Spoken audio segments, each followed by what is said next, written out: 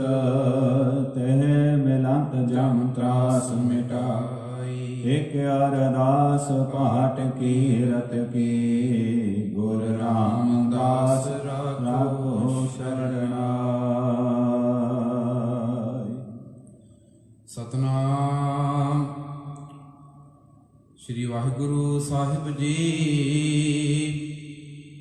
ਸ਼ਲੋਕ ਮਹਿਲਾ ਪਹਿਲਾ। ਮੁਸਲਮਾਨਾਂ ਸਿਫਤ ਸਰੀਅਤ ਪੜ ਪੜ ਕਰੈ ਵਿਚਾਰ। ਬੰਦੇ ਸੇ ਜੇ ਪਵੈ ਵਿੱਚ ਬੰਦੀ ਵੇਖਣ ਕਉ ਦੀਦਾਰ। ਵਾਹਿਗੁਰੂ ਜੀ ਕਾ ਖਾਲਸਾ ਵਾਹਿਗੁਰੂ ਜੀ ਕੀ ਫਤਿਹ। ਪਰਮ ਸਨਮਾਨਯੋਗ गुरु की साजी अते निवाजी हुई साध संगत जीओ, जुगा जुगा टल साहिब श्री गुरु ग्रंथ साहिब महाराज जी की मुबारक हजूरी दे विच शामा संध्या वेले दे दीवान प्रारंभ होए हैं। गुरु महाराज जी की बख्शिश अते आप संगतां दे प्यार अते सहयोग के सदका पिछले दिनों तो पहले पातशाह साहिब श्री गुरु नानक देव महाराज जी की मुबारक रसना तो उच्चारण की हुई बाणी आसा की वार दे विचार अते शुद्ध पाठ का उपराला किया जा रहा है। तो अज दे दीवान दे विच 6 नंबर पौड़ी अते इस दे नाल दे जो श्लोक हैं इन्हां तो विचार की प्रारंभता होवेगी। आसा की वार दियां कुल 24 पौड़ियां हैं। तो इन्हां दे विचों जिन्ना को समा हुंदा है 1 जां 2 पौड़ियां अते उन्हां दे नाल दे श्लोकां दी आपां विचार अते शुद्ध उच्चारण का आपस दे विच विचारां दी सांझ करते हैं। तो अज दे विचार प्रारंभ करिए। विचार आरंभ करन तो पहला एक होर संसा जो आसा की वार के संबंध विच बड़े लंबे समय तो चलदा आ रहा है।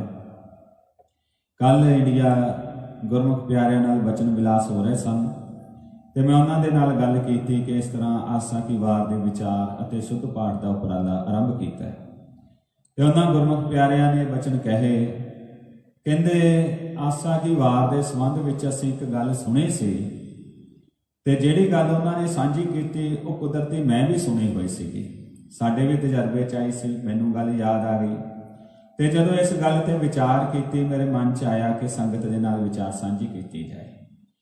असल विच गल यह है पुराने समय तो ही असीं एक गल सुनते आए हाँ संगतां चों सियाणे सूझवान गुरु के प्यारिਆਂ नूं शायद कदे ये गल सुनने का मौका मिलिया होवे कि आसा की वार के कीर्तन का भोग ते अमृत वेले नितनेम तो बाद गुरुद्वारियां विच आसा की वार का कीर्तन हुंदा है कि आसा की वार के कीर्तन का भोग सूरज की टिक्की चढ़न तो पहला पहला पा देना चाहिए। भाव कि आसा की वार का कीर्तन सूरज चढ़न तो पहला पहला हनेरे हनेरे ही संपूर्ण कर देना चाहिए है। ये गल बहुत समय तो चलती आई ते साडे बजुर्गां ने गुरु के प्यारिਆਂ ने जो भी गुरु घर च सेवा निभाउंदे सी बहुतियां दे पहला ये ख्याल सीगे भी जदों सवेरे नितनेम का पाठ हो गया उस बाद जल्दी जल्दी आसा की वार का कीर्तन करके जदों नूं पौ फटाला होना है उस वेले तक आसा की वार का कीर्तन संपूर्ण कर दो। बड़ी हैरानी की गल है। कारण की है, मर्यादा की है। जद ये संबंध च विचार की गई तो कोई भी ऐसी गल सामने नहीं आई। फिर कारण की सी गल क्यों कही गई? असल विच आसा की वार की जो बाणी है इस बाणी दे विच पहले पातशाह गुरु नानक देव महाराज जी ने मनुख धर्म के नां ते जिहड़े भी कर्मकांड करता है उन्हां कर्मकांडां दा बहुत ही सटीक तरीके दे नाल खंडन किया होया ते बहुत कर्मकांड ऐसे ने जिन्होंने आपां हुण सिख कहाउण वाले भी कई कर्मकांडां च उलझदे जा रहे हैं। गुरु साहब ने पूरी तरह नाल उन्हां तो रोकिया ते आसा की वार के कीर्तन नूं गुरसिखां ने गुरु के प्यारिਆਂ ने गुरु साहब महाराज जी वेले तो ही नितनेम दे नाल ही कीर्तन करना तां जो रोजाना जीवन दे विच धर्म दे नां ते कीते जाण वाले कर्मकांडां च असीं उलझीए ना, सानूं सुचेतता रहे, सुचे रहे। तो हुण साडा भारत देश कर्मकांडां नाल भरिया होया देश है। उत्थों दे जिहड़े लोकी जिन्हां दा काम ही कर्मकांडां ते चल रहा वो नहीं सी चाहुंदे भी लोग इन्हां चों निकलण। ਤਾਂ ਉਹਨਾਂ ਲੋਕਾਂ ਨੇ ਇਹ ਗੱਲ ਫੈਲਾ ਦਿੱਤੀ, ਇਹ ਗੱਲ ਲੋਕਾਂ ਨੇ ਫੈਲਾਈ ਕਿ ਆਸਾ ਕੀ ਵਾਰ ਦਾ ਕੀਰਤਨ ਹਨੇਰੇ ਹਨੇਰੇ ਹੀ ਭੋਗ ਪਾ ਦਿਓ, ਸੂਰਜ ਚੜ੍ਹਨ ਤੋਂ ਪਹਿਲਾਂ ਹੀ ਕੀਰਤਨ ਸੰਪੂਰਨ ਹੋ ਜਾਏ, ਤਾਂ ਜੋ ਜਦੋਂ ਨੂੰ ਆਮ ਪਬਲਿਕ ਆਮ ਲੋਕੀ ਉੱਠਦੇ ਆ, ਜਾਗਦੇ ਆ, ਗੁਰਦੁਆਰਾ ਸਾਹਿਬ ਵੱਲ ਆਉਂਦੇ ਹਨ, ਉਦੋਂ ਤੱਕ ਕੀਰਤਨ ਸਮਾਪਤ ਹੋ ਜਾਏ ਤੇ ਜਿਹੜੀਆਂ ਗੱਲਾਂ ਗੁਰੂ ਸਾਹਿਬ ਨੇ ਆਸਾ ਕੀ ਵਾਰ 'ਚ ਕਹੀਆਂ, ਜਿਨ੍ਹਾਂ ਗੱਲਾਂ ਬਾਰੇ ਸੁਚੇਤ ਕੀਤਾ, ਉਹਨਾਂ ਦਾ ਹੁਣ ਸਾਨੂੰ ਆਮ ਪਬਲਿਕ ਨੂੰ ਪਤਾ ਹੀ ਨਾ ਲੱਗੇ। ਤੇ ਉਹ ਕਾਫੀ ਹੱਦ ਤੱਕ ਅਜਿਹੇ ਲੋਕ ਇਹ ਗੱਲ 'ਚ ਕਾਮਯਾਬ ਵੀ ਹੋਏ। ਸੋ ਇਹ ਸਾਧ ਸੰਗਤ ਕੋਈ ਜ਼ਰੂਰੀ ਨਹੀਂ ਹੈ ਕਿ ਆਸਾ ਕੀ ਵਾਰ ਦੇ ਕੀਰਤਨ ਦੀ ਸੰਪੂਰਨਤਾ ਸੂਰਜ ਚੜ੍ਹਨ ਤੋਂ ਪਹੁ ਹਟਾਲੇ ਤੋਂ ਪਹਿਲਾਂ ਹੋ ਜਾਏ। ਨਿਤਨੇਮ ਹੋਵੇ, ਜਦੋਂ ਸੰਗਤ ਆ ਸਕਦੀ ਹੋਵੇ ਅੰਮ੍ਰਿਤ ਵੇਲੇ, ਤੇ ਆਸਾ ਕੀ ਵਾਰ ਦਾ ਕੀਰਤਨ ਆਰਾਮ ਨਾਲ ਕੀਤਾ ਜਾਏ, ਵਿੱਚ ਸ਼ਬਦ ਪੜ੍ਹੇ ਜਾਣ, ਤਾਂ ਜੋ ਜਦੋਂ ਸੰਗਤ ਆਉਂਦੀ ਹੈ ਆਸਾ ਕੀ ਵਾਰ ਦੇ ਵਿੱਚ ਜੋ ਗੁਰੂ ਸਾਹਿਬ ਨੇ ਉਪਦੇਸ਼ ਕੀਤੇ ਹੈ, ਧਾਰਮਿਕ ਕਰਮਕਾਂਡਵਾਦ ਦੀ ਜਿਹੜੀ ਗਰਦ ਚੜੀ ਹੋਈ ਸੀ ਉਹਨੂੰ ਉਤਾਰਿਆ ਚੰਗੀ ਤਰ੍ਹਾਂ, ਉਹ ਸਾਡੇ ਸਮਝ ਪੈ ਸਕੇ। ਤੋ ਇਹ ਕੁਝ ਇੱਕ ਗੱਲਾਂ ਇੱਦਾਂ ਦੀਆਂ ਕਈ ਬਾਣੀਆਂ ਦੇ ਬਾਰੇ, ਕਈ ਸਾਡੇ ਸਿੱਖਾਂ ਦੇ ਗੁਰੂ ਸਾਹਿਬ ਨੇ ਜਿਹੜੇ ਕਾਰਜ ਨੇ, ਸੰਸਕਾਰ ਬਣਾਏ, ਉਹਨਾਂ ਬਾਰੇ ਪ੍ਰਚਲਿਤ ਕੀਤੀਆਂ ਗਈਆਂ, ਤਾਂ ਜੋ ਆਪਾਂ ਉਸ ਚੀਜ਼ ਤੋਂ ਸਹੀ ਸੇਧ ਨਾ ਲੈ ਸਕੀਏ। ਤੋ ਆਸਾ ਕੀ ਵਾਰ ਦੇ ਸੰਬੰਧ 'ਚ ਇੱਕ ਵਹਿਮ ਬਹੁਤ ਪੁਰਾਣੇ ਸਮੇਂ ਤੋਂ ਚੱਲਦਾ ਆ ਰਿਹਾ ਸੀਗਾ, ਉਹਦੀ ਮੈਂ ਆਪ ਜੀ ਦੇ ਨਾਲ ਵਿਚਾਰ ਕੀਤੀ ਹੈ। ਆਓ ਸਾਧ ਸੰਗਤ ਅੱਜ ਦੇ ਅੰਮ੍ਰਿਤ ਵਚਨਾਂ ਦੇ ਵਿੱਚ ਜੋ ਗੁਰੂ ਸਾਹਿਬ ਜੀ 6ਵੀਂ ਪੌੜੀ ਦੇ ਨਾਲ ਦੇ ਸ਼ਲੋਕਾਂ ਸਾਨੂੰ ਸਮਝਾ ਰਹੇ ਨੇ, ਪਹਿਲਾਂ ਸਤਿਕਾਰਯੋਗ ਵੀਰ ਰਣਵੀਰ ਸਿੰਘ ਜੀ ਪਾਠ ਕਰਨਗੇ ਤੇ ਵਿੱਚ ਜਿੱਥੇ ਆਪਾਂ ਨੂੰ ਠੀਕ ਲੱਗੇਗਾ ਸ਼ੁੱਧ ਉਚਾਰਨ ਤੇ ਵਿਚਾਰ ਆਪਾਂ ਕਰਦੇ ਜਾਵਾਂਗੇ। ਪਿਆਰ ਦੇ ਨਾਲ ਸਰਵਣ ਕਰੀਏ ਜੀ। ਸ਼ਲੋਕ ਮਹਿਲਾ ਪਹਿਲਾ। ਮੁਸਲਮਾਨਾ ਸਿਫਤ ਸਰੀਅਤ, ਪੜ ਪੜ ਕਰੈ ਵਿਚਾਰ। ਬੰਦੇ ਸੇ ਜੇ ਪਵੈ ਵਿੱਚ ਬੰਦੀ, ਵੇਖਣ ਕਉ ਦੀਦਾਰ। ਹਿੰਦੂ ਸਾਲਾਹੀ ਸਾਲਾਹਨ, ਦਰਸ਼ਨ ਰੂਪ ਅਪਾਰ। ਤੀਰਥ ਨਾਮ ਹੈ ਅਰਚਾ ਪੂਜਾ, ਅਗਰ ਵਾਸ ਬਹਿਕਾਰ। ਜੋਗੀ ਸੁਨ ਧਿਆਵਨ ਜੇਤੇ, ਅਲਖ ਨਾਮ ਕਰਤਾਰ। ਸੂਖਮ ਮੂਰਤ ਨਾਮ ਨਿਰੰਜਨ, ਕਾਇਆ ਕਾ ਆਕਾਰ। ਹਾਂਜੀ, ਇੱਥੇ ਵਿਸ਼ਰਾਮ ਲਈਏ। ਗੁਰੂ ਸਾਹਿਬ ਗੁਰੂ ਨਾਨਕ ਦੇਵ ਮਹਾਰਾਜ ਜੀ ਨੇ ਸ਼ਲੋਕ ਦੇ ਵਿੱਚ ਕਰਮ ਕਾਂਡਾਂ ਦਾ ਤੇ ਧਰਮ ਦੀਆਂ ਮਰਿਆਦਾਵਾਂ ਦਾ ਜ਼ਿਕਰ ਕੀਤਾ। ਗੁਰੂ ਸਾਹਿਬ ਜੀ ਜਦੋਂ ਸਤਿਗੁਰੂ ਜੀ ਦਾ ਜ਼ਹੂਰ ਹੋਇਆ ਸੰਸਾਰ ਤੇ, 3 ਮੁੱਖ ਧਰਮ ਉਸ ਵੇਲੇ ਚੱਲ ਰਹੇ ਸਨ, ਜਿਨ੍ਹਾਂ ਦੇ ਵਿੱਚ ਇੱਕ ਇਸਲਾਮ ਧਰਮ ਸੀ, ਜਿਹੜੇ ਉਸ ਵੇਲੇ ਦੇ ਰੂਲਰ ਸਨ, ਭਾਰਤ ਦੇ ਉੱਪਰ ਰਾਜ ਕਰ ਰਹੇ ਸੀ। ਦੂਸਰੇ ਉਸ ਵੇਲੇ ਹਿੰਦੂ ਸਨ, ਜਿਹੜੀ ਇੱਥੋਂ ਦੀ ਆਮ ਪ੍ਰਜਾ ਸੀ। ਤੀਸਰਾ ਉਸ ਵੇਲੇ ਜੋਗੀ ਸਨ। ਜੋਗ ਧਰਮ ਹਿੰਦੂ ਧਰਮ ਤੋਂ ਵੱਖਰਾ ਧਰਮ ਹੈ, ਪਰ ਅੱਜ ਇਹ ਉਹਦੀ ਹੀ ਆਪਾਂ ਨੂੰ ਸ਼ਾਖ ਬਣਿਆ ਹੋਇਆ ਲੱਗਦਾ ਹੈ। ਤੇ ਇਦਾਂ ਹੀ ਸਾਡੇ ਸਿੱਖ ਧਰਮ ਦੇ ਉੱਪਰ ਵੀ ਵਾਰ ਹੋ ਰਹੇ ਨੇ, ਸਾਨੂੰ ਵੀ ਇਸੇ ਧਰਮ ਦਾ ਇੱਕ ਕਲਟ ਬਣਾਉਣ ਦੀ ਕੋਸ਼ਿਸ਼ ਕੀਤੀ ਜਾ ਰਹੀ ਹੈ। ਤੇ ਗੁਰੂ ਸਾਹਿਬ ਦੇ ਬਖਸ਼ੇ ਹੋਏ ਨਿਆਰੇ ਸਰੂਪ ਦੇ ਸਦਕਾ ਆਪਾਂ ਬਹੁਤ ਹੱਦ ਤੱਕ ਬਚੇ ਹੋਏ ਆ, ਤੇ ਜਦੋਂ ਤੱਕ ਗੁਰੂ ਗ੍ਰੰਥ ਸਾਹਿਬ ਦੀ ਛਤਰ ਛਾਇਆ 'ਚ ਰਹਾਂਗੇ ਤੇ ਬਚੇ ਰਹਾਂਗੇ। ਤੋ ਇਹਨਾਂ 3 ਧਰਮਾਂ ਦਾ ਗੁਰੂ ਸਾਹਿਬ ਜੀ ਨੇ ਜ਼ਿਕਰ ਕੀਤਾ ਵੀ ਇਹਨਾਂ ਦਾ ਆਪਣਾ ਆਪਣਾ ਵਿਸ਼ਵਾਸ ਹੈ। ਪਹਿਲਾ ਵਿਸ਼ਵਾਸ ਮੁਸਲਮਾਨਾਂ ਦਾ ਜ਼ਿਕਰ ਕੀਤਾ। ਇਹ ਗੁਰੂ ਨਾਨਕ ਦੇਵ ਜੀ ਦੀ ਟੈਕਨੀਕ ਹੈ। ਜਦੋਂ ਕਿਸੇ ਵੀ ਗੱਲ ਨੂੰ ਗੁਰੂ ਸਾਹਿਬ ਸਮਝਾਉਂਦੇ ਨੇ, ਬਹੁਤ ਵਾਰੀ ਇੱਕ ਪਲਾਟ ਤਿਆਰ ਕਰਦੇ ਨੇ ਤੇ ਉਹਦੇ ਤੇ ਗੁਰੂ ਸਾਹਿਬ ਜੀ ਫਿਰ ਸਾਰੀ ਗੱਲ ਸਮਝਾਉਂਦੇ ਆ। ਤੇ ਅੱਜ ਦੇ ਇਸ ਵਚਨ ਦੇ ਵਿੱਚ ਦੇਖਾਂਗੇ, ਪਹਿਲਾਂ ਗੁਰੂ ਸਾਹਿਬ ਦੂਜਿਆਂ ਦੀ ਕੀ ਓਪੀਨੀਅਨ ਆ, ਦੂਜਿਆਂ ਦਾ ਕੀ ਸਿਧਾਂਤ, ਉਹਦਾ ਜ਼ਿਕਰ ਕਰਨਗੇ। ਫਿਰ ਜੋ ਗੁਰੂ ਸਾਹਿਬ ਦਾ ਆਪਣਾ ਸਿਧਾਂਤ ਹੈ ਉਹਦੇ ਬਾਰੇ ਜ਼ਿਕਰ ਕਰਨਗੇ। ਤਾਂ ਪਹਿਲੇ 3 ਧਰਮਾਂ ਦਾ ਗੁਰੂ ਸਾਹਿਬ ਜ਼ਿਕਰ ਕਰ ਰਹੇ ਨੇ। ਮੁਸਲਮਾਨਾ ਸਿਫਤ ਸ਼ਰੀਅਤ, ਸ਼ਰੀਅਤ ਦੀ ਥਾਂ ਨੂੰ ਥੋੜਾ ਸ਼ਰੀਅਤ ਜਿੱਦਾਂ ਅਦਕ ਲੱਗੀ ਹੋਵੇ ਇਸ ਤਰ੍ਹਾਂ ਆਪਾਂ ਪੜ੍ਹਨਾ। ਪੜ ਪੜ ਕਰਹਿ ਵਿਚਾਰ। ਮੁਸਲਮਾਨ ਆਪਣੀ ਸ਼ਰੀਅਤ ਦੀ ਸਿਫਤ ਕਰਦੇ ਹਨ ਤੇ ਪੜ ਪੜ ਕੇ ਵਿਚਾਰ ਕਰਦੇ ਨੇ। ਕੀ ਵਿਚਾਰ ਕਰਦੇ ਨੇ? ਬੰਦੇ ਸੇ ਜੇ ਪਵਹਿ ਵਿੱਚ ਬੰਦੀ, ਵੇਖਣ ਕੋ ਦੀਦਾਰ। ਅਸਲ ਵਿੱਚ ਬੰਦੇ ਉਹ ਹੀ ਹਨ ਜਿਹੜੇ ਕਿਸੇ ਬੰਦੀ, ਡਿਸਿਪਲਿਨ, ਮਰਿਆਦਾ ਜਾਂ ਸ਼ਰ੍ਹਾ ਵਿੱਚ ਚੱਲਦੇ ਹਨ। ਚੱਲਦੇ ਕਿਉਂ ਨੇ? ਵੇਖਣ ਕੋ ਦੀਦਾਰ, ਖੁਦਾ ਦਾ ਦੀਦਾਰ ਕਰਨ ਲਈ। ਇਹ ਮੁਸਲਮਾਨਾਂ ਦੀ ਮਰਿਆਦਾ ਹੈ, ਇਸੇ ਕਰਕੇ ਉਹ ਸ਼ਰ੍ਹਾ ਤੇ ਜ਼ੋਰ ਦਿੰਦੇ ਹਨ। ਹਿੰਦੂ ਸਾਲਾਹੀ ਸਾਲਾਹਨ। ਇੱਥੇ ਦੇਖੋ ਕੰਨਿਆ ਦਾ ਉਚਾਰਨ ਬਹੁਤ ਧਿਆਨ ਦੇਣਾ ਪੈਂਦਾ। ਹਿੰਦੂ ਸਾਲਾਹੀ ਸਾਲਾਹਨ, ਦਰਸ਼ਨ ਰੂਪ ਅਪਾਰ। ਦਰਸ਼ਨ ਸ਼ਾਸਤਰ, ਹਿੰਦੂ ਆਪਣੇ ਸ਼ਾਸਤਰਾਂ ਦੀ ਬਹੁਤ ਸਲਾਹ ਕਰਦੇ ਆ ਵੀ ਇਹਨਾਂ 'ਚ ਬਹੁਤ ਕੁਝ ਲਿਖਿਆ ਹੋਇਆ ਤੇ ਇਹਨਾਂ ਦੇ ਕਰਮਕਾਂਡ ਕੀ ਨੇ? ਤੀਰਥ ਨਹਾਵੈ, ਅਰਚਾ ਪੂਜਾ, ਅਗਰਵਾਸ ਬਹਿਕਾਰ। ਤੀਰਥਾਂ ਤੇ ਨਹਾਉਣਾ, ਪੂਜਾ ਅਰਚਨਾ ਕਰਨੀ, ਸੁਗੰਧੀਆਂ ਅਗਰ ਆਦਿਕ ਦੀ ਸੁਗੰਧੀ ਦੇਣੀ। ਤੀਜਾ ਹੈ ਜੋਗੀਆਂ ਦਾ। ਜੋਗੀ ਸੁਨ ਧਿਆਵਨ ਜੇਤੇ, ਅਲਖ ਨਾਮ ਕਰਤਾਰ। ਜੋਗੀ ਕਰਤਾਰ ਨੂੰ ਅਲਖ, ਅਲਖ ਨਹੀਂ ਇਹਦਾ ਆਪਾਂ ਉਚਾਰਨ ਕਰਾਂਗੇ, ਇਹਦਾ ਕਰਾਂਗੇ ਅਲਖ। ਅਲਖ ਮਤਲਬ ਜਿਹਨੂੰ ਲਖਿਆ ਨਾ ਜਾ ਸਕੇ, ਜਿਹਦਾ ਅੰਤ ਨਾ ਪਾਇਆ ਜਾ ਸਕੇ। ਉਹ ਕਰਤਾਰ ਨੂੰ ਅਲਖ ਕਹਿ ਕੇ ਸਿਮਰਦੇ ਹਨ, ਸੁਨ ਅਵਸਥਾ ਦੀ ਵਡਿਆਈ ਕਰਦੇ ਹਨ। ਸੂਖਮ ਮੂਰਤ ਨਾਮ ਨਿਰੰਜਨ, ਕਾਇਆ ਕਾ ਆਕਾਰ। ਇਸ ਸਰੀਰ ਦੇ ਵਿੱਚੋਂ ਬੜੀਆਂ ਸੂਖਸ਼ਮ ਈੜਾ ਪਿੰਗਲਾ ਸੁਖਮਣਾ ਦੀ ਕਲਪਨਾ ਕਰਕੇ ਉਹਨਾਂ 'ਚ ਸਵਾਸ ਚੜਾਉਣੇ, ਦਸਮ ਦੁਆਰ ਨੂੰ ਜਾਣਾ। ਤੋ ਇਦਾਂ ਦਾ ਉਹਨਾਂ ਨੇ ਇੱਕ ਆਪਣਾ ਸਿਸਟਮ ਬਣਾਇਆ ਹੋਇਆ ਤੇ ਉਹਦੇ ਮੁਤਾਬਕ ਉਹ ਪ੍ਰੈਕਟਿਸ ਕਰਦੇ ਹਨ। ਇੱਥੋਂ ਤੱਕ 3 ਧਰਮਾਂ ਦਾ ਜ਼ਿਕਰ ਹੋ ਗਿਆ। ਇਦੋਂ ਅੱਗੇ ਕੁਝ ਟੁੱਟਵੀਆਂ ਗੱਲਾਂ ਨੂੰ ਗੁਰੂ ਸਾਹਿਬ ਜੀ ਦੱਸ ਰਹੇ ਹਨ। ਹਾਂਜੀ। ਸਤਿਆ ਮਨ ਸੰਤੋਖ ਉਪਜੈ, ਦੀਨੈ ਕੈ ਵਿਚਾਰ। ਦੇ ਦੇ ਮੰਗੈ ਸਹਸਾ ਗੁਣਾ, ਸ਼ੋਭ ਕਰੇ ਸੰਸਾਰ।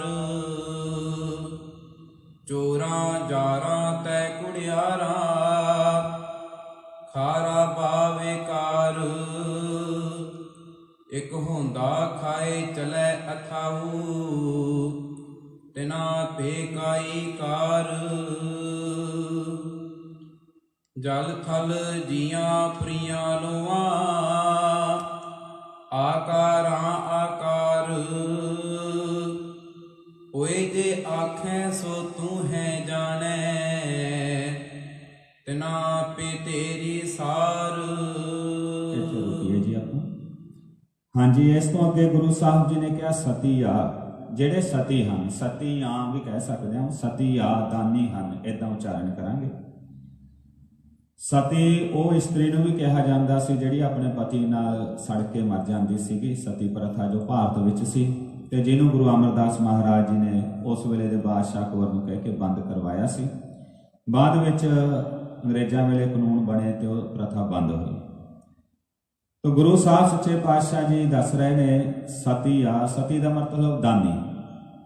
ਦਾਨੀ ਨੂੰ ਵੀ ਸਤੀ ਦੇ ਸੰਤੋਖੀ ਖਾਏ ਕਹਾਵਤ ਆਉਂਦੀ ਹੈ ਵੀ ਦਾਨੀ ਦਿੰਦਾ, ਦੇਣ ਵਾਲਾ, ਤੇ ਜਿਹੜਾ ਲੈਣ ਵਾਲਾ ਸੰਤੋਖ ਨਾਲ ਲੈ ਕੇ ਖਾਵੇ। ਇਹ ਨਹੀਂ ਕਿ ਹੁਣੇ ਦਾਨ ਦੇ ਰਿਹਾ ਤੇ ਮੈਂ ਅੰਨਾ ਹੋ ਕੇ ਟੁੱਟ ਕੇ ਪੈ ਜਾਵਾਂ, ਇਸ ਤਰ੍ਹਾਂ ਨਹੀਂ। ਸਤੀ ਦੇ ਸੰਤੋਖੀ ਖਾਏ ਤੇ ਕਹਾਵਤ ਹੈ। ਸਤੀ ਦਾਨੀ ਲਈ ਵੀ ਸ਼ਬਦ ਵਰਤਿਆ ਜਾਂਦਾ। ਸਤੀ ਆ ਜਿਹੜੇ ਸਤੀ ਹਨ, ਦਾਨੀ ਹਨ। ਮਨ ਸੰਤੋਖ ਉਪਜੈ, ਦੇਣਾ ਕੈ ਵਿਚਾਰ। ਉਹਨਾਂ ਦੇ ਮਨ ਵਿੱਚ ਸੰਤੋਖ, ਖੁਸ਼ੀ ਹੁੰਦੀ ਹੈ ਜਦੋਂ ਕਿਤੇ ਦਾਨ ਕਰਨ ਦਾ ਮੌਕਾ ਬਣਦਾ ਹੈ। ਦੇ ਦੇ ਮੰਗਹਿ ਸਹਸਾ ਗੁਣਾ, ਸ਼ੋਭ ਕਰੇ ਸੰਸਾਰ। ਉਹਨਾਂ ਨੇ ਜਦੋਂ ਦੇਣਾ, ਦਿੰਦੇ ਆ, ਖੁਸ਼ ਹੁੰਦੇ ਆ, ਪਰ ਨਾਲ ਰੱਬ ਤੋਂ ਵੀ ਮੰਗੀ ਜਾਂਦੇ ਆ, ਰੱਬਾ ਸਾਨੂੰ ਇੰਨਾ ਕਦੇ ਅਸੀਂ ਹੋਰ ਦਾਨ ਕਰੀਏ, ਹੋਰ ਦਾਨ ਕਰੀਏ। ਸੰਸਾਰ 'ਚ ਉਹਨਾਂ ਦੀ ਸ਼ੋਭਾ ਹੁੰਦੀ ਹੈ, ਜਾਂ ਕਈ ਲੋਕ ਸ਼ੋਭਾ ਕਰਾਉਣ ਦੇ ਲਈ ਹੀ ਦਾਨ ਦਿੰਦੇ ਹਨ। ਇਸ ਤਰ੍ਹਾਂ ਧਰਮ ਦੇ ਨਾਂ ਤੇ ਹਰ ਇੱਕ ਧਰਮ ਦੇ ਵਿੱਚ ਦਾਨ ਦਾ ਵੱਖੋ ਵੱਖਰਾ ਕਨਸੈਪਟ ਹੈ। ਸਿੱਖਾਂ ਦੇ ਵਿੱਚ ਵੰਡ ਸਕਣ ਦਾ ਕਨਸੈਪਟ ਹੈ। ਇਸ ਤੋਂ ਇਲਾਵਾ ਇਹ ਚੰਗੇ ਪਾਸੇ ਤੋਂ ਇਲਾਵਾ ਹੋਰ ਵੀ ਬਹੁਤ ਲੋਕ ਨੇ ਜਿਹੜੇ ਰੱਬ ਨੂੰ ਯਾਦ ਕਰਦੇ ਆ। ਜ਼ਰੂਰੀ ਨਹੀਂ ਚੰਗੇ ਬੰਦੇ ਹੀ ਯਾਦ ਕਰਦੇ ਆ। ਮਾੜਾ ਬੰਦਾ ਵੀ ਜਦੋਂ ਕਿਤੇ ਕੋਈ ਮਾੜਾ ਕਰਮ ਕਮਾਉਣ ਲੱਗਦਾ, ਚੋਰੀ ਕਰਨ ਲੱਗਦਾ ਹੈ, ਕੋਈ ਡਾਕਾ ਮਾਰਨ ਲੱਗਦਾ, ਉਹਨੂੰ ਵੀ ਇੱਕ ਮਾਨਸਿਕ ਤੌਰ ਤੇ ਆਪਣੇ ਆਪ ਨੂੰ ਤਕੜਾ ਕਰਨ ਲਈ ਕੁਝ ਚੀਜ਼ਾਂ ਦੀ ਜ਼ਰੂਰਤ ਹੁੰਦੀ ਹੈ। ਮਾੜਾ ਕੰਮ ਕਰਨ ਵੇਲੇ ਕਈ ਲੋਕ ਨਸ਼ਾ ਕਰਕੇ ਜਾਂਦੇ ਆ ਤੇ ਕਈ ਆਪਣੀ ਤਰ੍ਹਾਂ ਦੇ ਕਈ ਬਣਾ ਲੈਂਦੇ ਆ। ਕੋਈ ਆਪਣੇ ਮਨ ਦੇ ਵੱਲੋਂ ਹੀ ਕੋਈ ਆਪਣਾ ਦੇਵਤਾ ਬਣਾ ਕੇ ਉਹਦੀ ਪੂਜਾ, ਦੇਵੀ ਬਣਾ ਕੇ ਉਹਦੀ ਪੂਜਾ ਕਰਕੇ ਜਾਂਦੇ ਆ। ਤੋ ਇਦਾਂ ਦੇ ਵੀ ਕਈ ਲੋਕ ਨੇ। ਗੁਰੂ ਸਾਹਿਬ ਫਰਮਾ ਰਹੇ ਨੇ ਚੋਰਾਂ ਜਾਰਾਂ ਤੈ ਕੂੜਿਆਰਾਂ, ਖਾ ਰਾਬਾਂ ਬੇਕਾਰ। ਇਹ ਸਾਰੇ ਉਹ ਆ ਗਏ ਜਿਹੜੇ ਸਮਾਜ ਵਿਰੋਧੀ ਅਨਸਰ ਨੇ। ਇੱਕ ਹੁੰਦਾ ਖਾਏ ਚੱਲਹਿ ਐਥਾਉ, ਤਿਨਾ ਭਿਕਾਈ ਕਾ। ਇਹ ਸੰਸਾਰ ਤੇ ਜੋ ਕੁਝ ਹੈ ਸੀ ਉਹ ਚੰਗੇ ਕਰਮਾਂ ਦੀ ਕਮਾਈ, ਉਹ ਖਾ ਕੇ ਮਾੜੇ ਕਰਮਾਂ ਨੂੰ ਖੱਟ ਕੇ ਚੱਲੇ ਗਏ। ਉਹਨਾਂ ਦਾ ਵੀ ਆਉਣਾ ਕਿਸ ਕੰਮ ਹੈ ਇੱਥੇ? ਪਰ ਉਹ ਵੀ ਵਾਹਿਗੁਰੂ ਨੇ ਜੇ ਪੈਦਾ ਕੀਤੇ ਆ, ਬਣਾਇਆ ਤੇ ਆਏ ਆ। ਸੰਸਾਰ ਇਦਾਂ ਚੱਲ ਰਿਹਾ, ਦੋਹੇ ਤਰ੍ਹਾਂ ਦੀਆਂ ਤਾਕਤਾਂ ਚੱਲ ਰਹੀਆਂ। ਜਲ ਥਲ ਜੀਆਂ ਪੁਰੀਆਂ ਲੋਹਾਂ। ਇੱਥੇ ਸਾਰਿਆਂ ਤੇ ਨਾਸਕੀ ਉਚਾਰਨ ਹੋ ਰਿਹਾ। ਦੇਖੋ, ਜਿਹਨੂੰ ਆਪਾਂ ਬਿੰਦੀ ਦਾ ਉਚਾਰਨ ਕਹਿ ਦਿੰਦੇ ਆ, ਤੇ ਤਲਵਾੜਾ ਜੀ ਮੁਤਾਬਕ ਉਹਨਾਂ ਨੇ ਕਿਹਾ ਸੀ ਜਦੋਂ ਕਿਸੇ ਨੂੰ ਕਹਿੰਦੇ ਬਿੰਦੀ ਉਚਾਰਨ ਕਰਨੀ ਆ ਤੇ ਕਈ ਵਾਰੀ ਲੋਕ ਇਤਰਾਜ਼ ਕਰ ਲੈਂਦੇ ਆ, ਤਾਂ ਉਹਨਾਂ ਨੇ ਲਿਖ ਦਿੱਤਾ ਸੀਗਾ ਵੀ ਨਾਸਕੀ ਉਚਾਰਨ ਕਹਿ ਲਓ। ਤਾਂ ਨਾਸਕੀ ਉਚਾਰਨ ਹੋਏਗਾ ਚੋਰਾਂ ਜਾਰਾਂ ਤੈ ਕੂੜਿਆਰਾਂ ਖਾਰਾਬਾਂ ਬੇਕਾਰ। ਹੁਣ ਅੱਗੇ ਜਾ ਕੇ ਵੀ ਇੱਦਾਂ ਆ, ਜਲ ਥਲ ਮਹੀਰ ਜਲ ਥਲ ਜੀਆਂ ਜੀਆਂ ਬਹੁਵਚਨ ਪੁਰੀਆਂ ਲੋਆਂ ਆਕਾਰਾਂ ਆਕਾਰ। ਓਏ ਜੇ ਆਖੈ ਸੋ ਤੂੰ ਹੈ ਜਾਣੈ ਤਿਨਾ ਕਿ ਤੇਰੀ ਸਾਰ।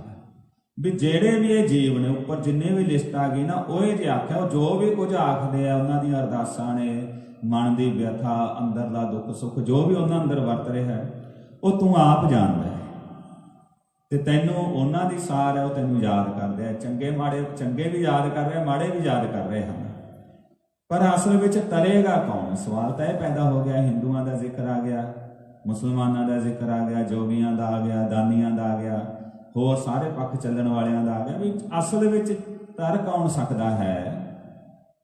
ਕਿਹੜਾ ਹੈ ਜਿਹੜਾ ਜਨਮ ਨੂੰ ਸਫਲਾ ਕਰਕੇ ਜਾਂਦਾ? ਉਹ ਸਾਰਾ ਕੰਕਲੂਜ਼ਨ ਗੁਰੂ ਸਾਹਿਬ ਜੀ ਹੁਣ ਇਹ ਸ਼ਲੋਕ ਦੀਆਂ ਲਾਸਟ ਦੀਆਂ ਪੰਕਤੀਆਂ 'ਚ ਦੇ ਰਹੇ ਹਨ। ਆਓ ਸਰਵਣ ਕਰੀਏ ਜੀ। ਨਾਨਕ ਭਗਤਾ ਭੁਖ ਸਾਲਾਹਨ ਸੱਚ ਨਾਮ ਆਧਾਰ। ਸਦਾ ਆਨੰਦ ਰਹਿ ਦਿਨ ਰਾਤੀ ਗੁਣਵੰਤਿਆਂ ਪਾਸ਼ਾਰ।